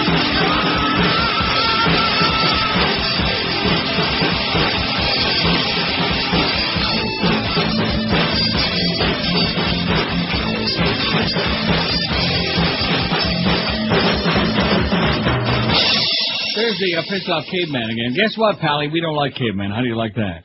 I like him, and I think he has every right to be pissed off. Well, too bad. Screw him. I'm having a slice of Kraft cheese right now, just to piss you off. Why Kraft singles. I just Who had the my hell Greek like Kraft salad. singles? What? I just ate my Greek salad during that break. You just did Greek during the break? Yes, I did Greek, and I'm all oily. 13:05 on the pull. Pretty good. Pretty hefty duty.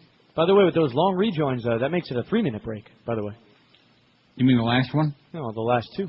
Why, you're going to play another one of those long rejoins? Well, that would be good this time, see, because we have only a 2-minute break. Yes. But it's not going to be a whole minute. Well, whatever the hell it is, who cares? Are we on like some kind of a network or something? No. It's like, just pretend it's the old days, like I was talking about yesterday, the old crap. See, 2 people say I talk about too much old crap. I like old crap. That'd be a good poll someday. What's better, old crap or new crap? What kind of crap do you like better? Anyway, back in the day when we had the worst team on here, it was, you remember those, George? Always, Robert would come right in there usually. They're going to be 2 minutes over or 3 minutes over. They got a very important interview going on with Howard Smellyberger or some crap like that, As if they were just going to stay, kind of like the Stern Show thing. I'm going to just stay on as long as I want to. I'll let you know when you can start your show and when I'm done. Right. Which, of course, nobody ever heard of. When it's something as important as what they had going on, how can you, have a Right, problem with exactly. Anything else, Robin? Anything else? Anything else, Defo? Mefo? And, of course, everyone knows that Mefo was a real... killer. Yeah. Anyway, those were the days. You realize it's at the end of this year, it's going to be 9 years. Say it again. 9 years at QAM. Can you believe that? I guess I have to. Wow. It's gone by. It seems like, only 100? Mm-hmm. But there I go talking about old crap again. They're going to start piling up on that. Advocates for civil freedoms are expressing their concerns with the recent rise of DNA databases. National Journal's Technology Daily reports, which I'm sure is one of your favorites, and read it religiously. Speaking at a Washington, D.C. event hosted by the ACLU, civil libertarians this week cited the many perceived risks of DNA databases, writes Winter Casey. An over-reliance on these databases could undermine criminal justice, said an ACLU science advisor, who warned of possible misuses of data related to race or sexual orientation and called for a moratorium of databases until more is known. Casey wrote that a UC Irvine professor said he's concerned that criminals will develop increasingly sophisticated ways to outsmart law enforcement and that any databases should be more open to the public. By the way, I mentioned that Charlie Crist is gay. Not that it makes any difference. He's just a hypocrite. He's just full of crap. And the reason I reminded of that, because there's that Ted Haggard card. And it's just over and over never again. Used the meth, again never and again. threw it away. It's been coming through, and people are tired of it. Well, it is living down to the stereotype. No, can I just say, it is the stereotype of the evangelical leader who rails against homosexuality is of a closeted gay man who's doing lines of crystal meth with a... There you go. Put the bow tie back on, Tucker. You're still an idiot. An ACLU statement said Congress and some state legislators recently voted to allow for the permanent retention of DNA following arrests. They said the move to include information on innocent people in the databases is worrisome and should be opposed. DNA samples should be destroyed once investigations are over, they be saying. According to the President's DNA Initiative, all states have provisions that allow for the collection of DNA profiles from offenders convicted of particular crimes. Currently, they say 44 states require samples from all adults convicted of felonies. The success of government software programs that operate multiple databases of DNA profiles from convicted offenders is demonstrated by the thousands of matches that have linked serial cases to each other, the website for the President's Initiative said. However, Helen Wallace, the Deputy Director of GeneWatch UK, said the chances of solving a crime with database have not significantly improved in recent years. On Monday, British Prime Minister Tony Blair reportedly called for the country's national DNA database to be expanded to include every citizen. How do you like that? That freaking Tony Blair. That's what I have to say to him. Blair. You know, it's really too bad what's-his-name is on Mother Tucker today, because I thought maybe Rita would be on there. That's why I turned over to MSNBC, and there's no Rita. Well, the hell with that. Who the hell needs them, right? Right. If we don't have our girlfriend Rita on there, we don't need the no MSNBC. Kathleen Hennessy, I wonder if she's kin to Wally. Writes, no attack, no people seen in Nevada video. A partial review yesterday of surveillance video from a parking garage where a woman said the Republican candidate for governor assaulted her did not reveal the presence of either person or any attack. Mm-hmm.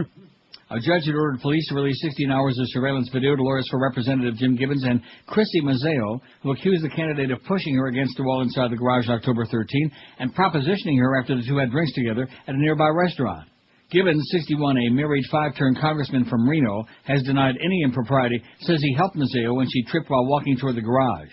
Mazzeo's accusation, now under investigation by police, has launched a media frenzy and consumed Gibbons' gubernatorial bid in the final stretch of the tight race against State Senator Dina Titus. Or is that Titus? We can't say Titus, I'm sorry. Not anymore.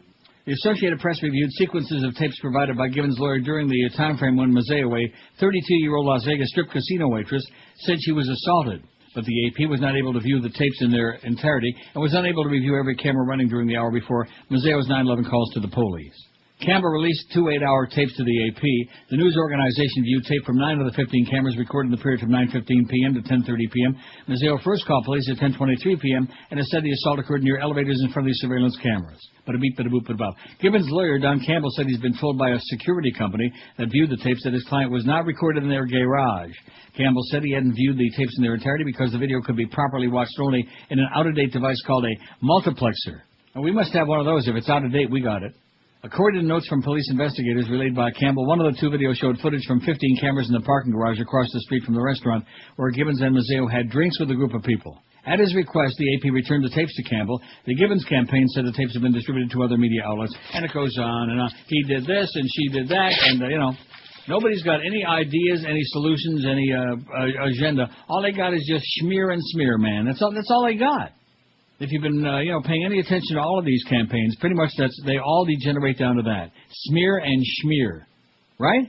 Absolutely. I mean, anybody got any good ideas out there? No. Anybody got any concept of what we ought to do to get ourselves out of the quagmire in Iraq? No. Any of these things? Nothing. 1313, man. Are you excited about that or what? A natural on the poll. I always ask you, are you excited? Of course, and I say no. You're about as excitable as a dead man. About the poll, yeah. Well, why the hell not? You can lie about it. Pretend that you care. Oh, yeah. Whoa, woo! It's like, aren't you excited about the Canes and Virginia Tech tomorrow and the Dolphins and the Bears on Sunday? Huh? Oh, yeah, man. I'm going to be so watching that game.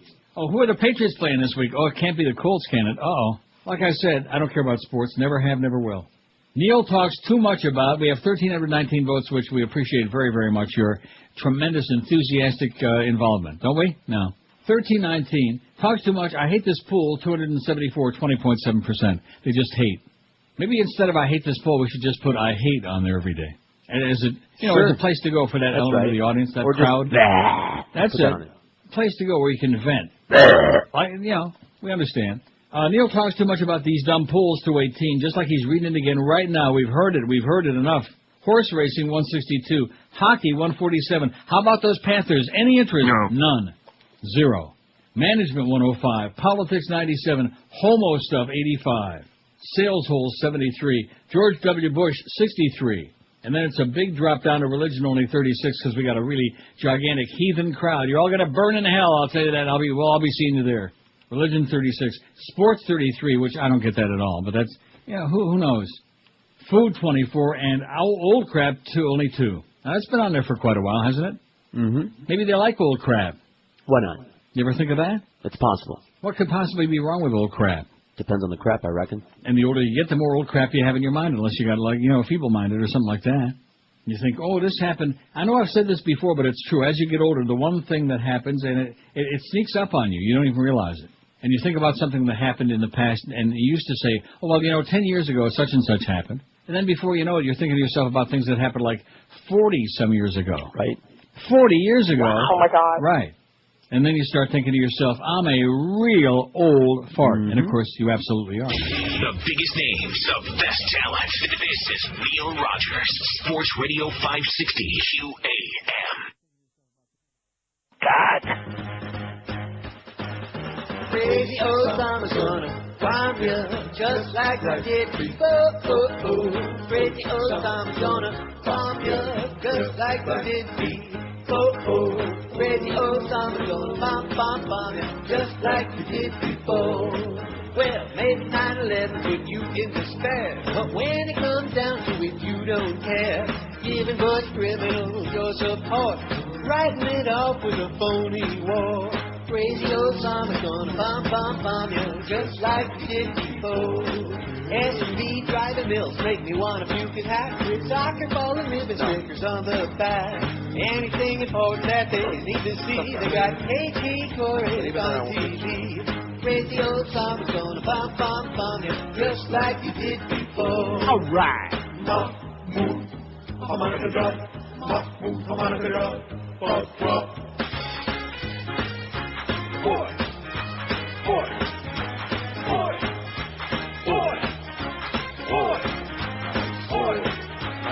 If you want to get Osama, stop the war and have some peace, throw all the bush criminals out in the street.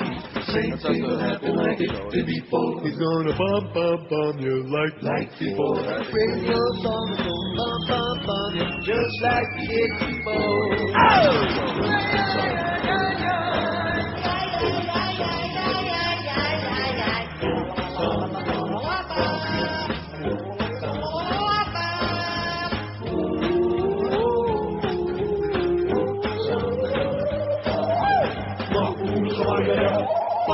Bye, bye, bye.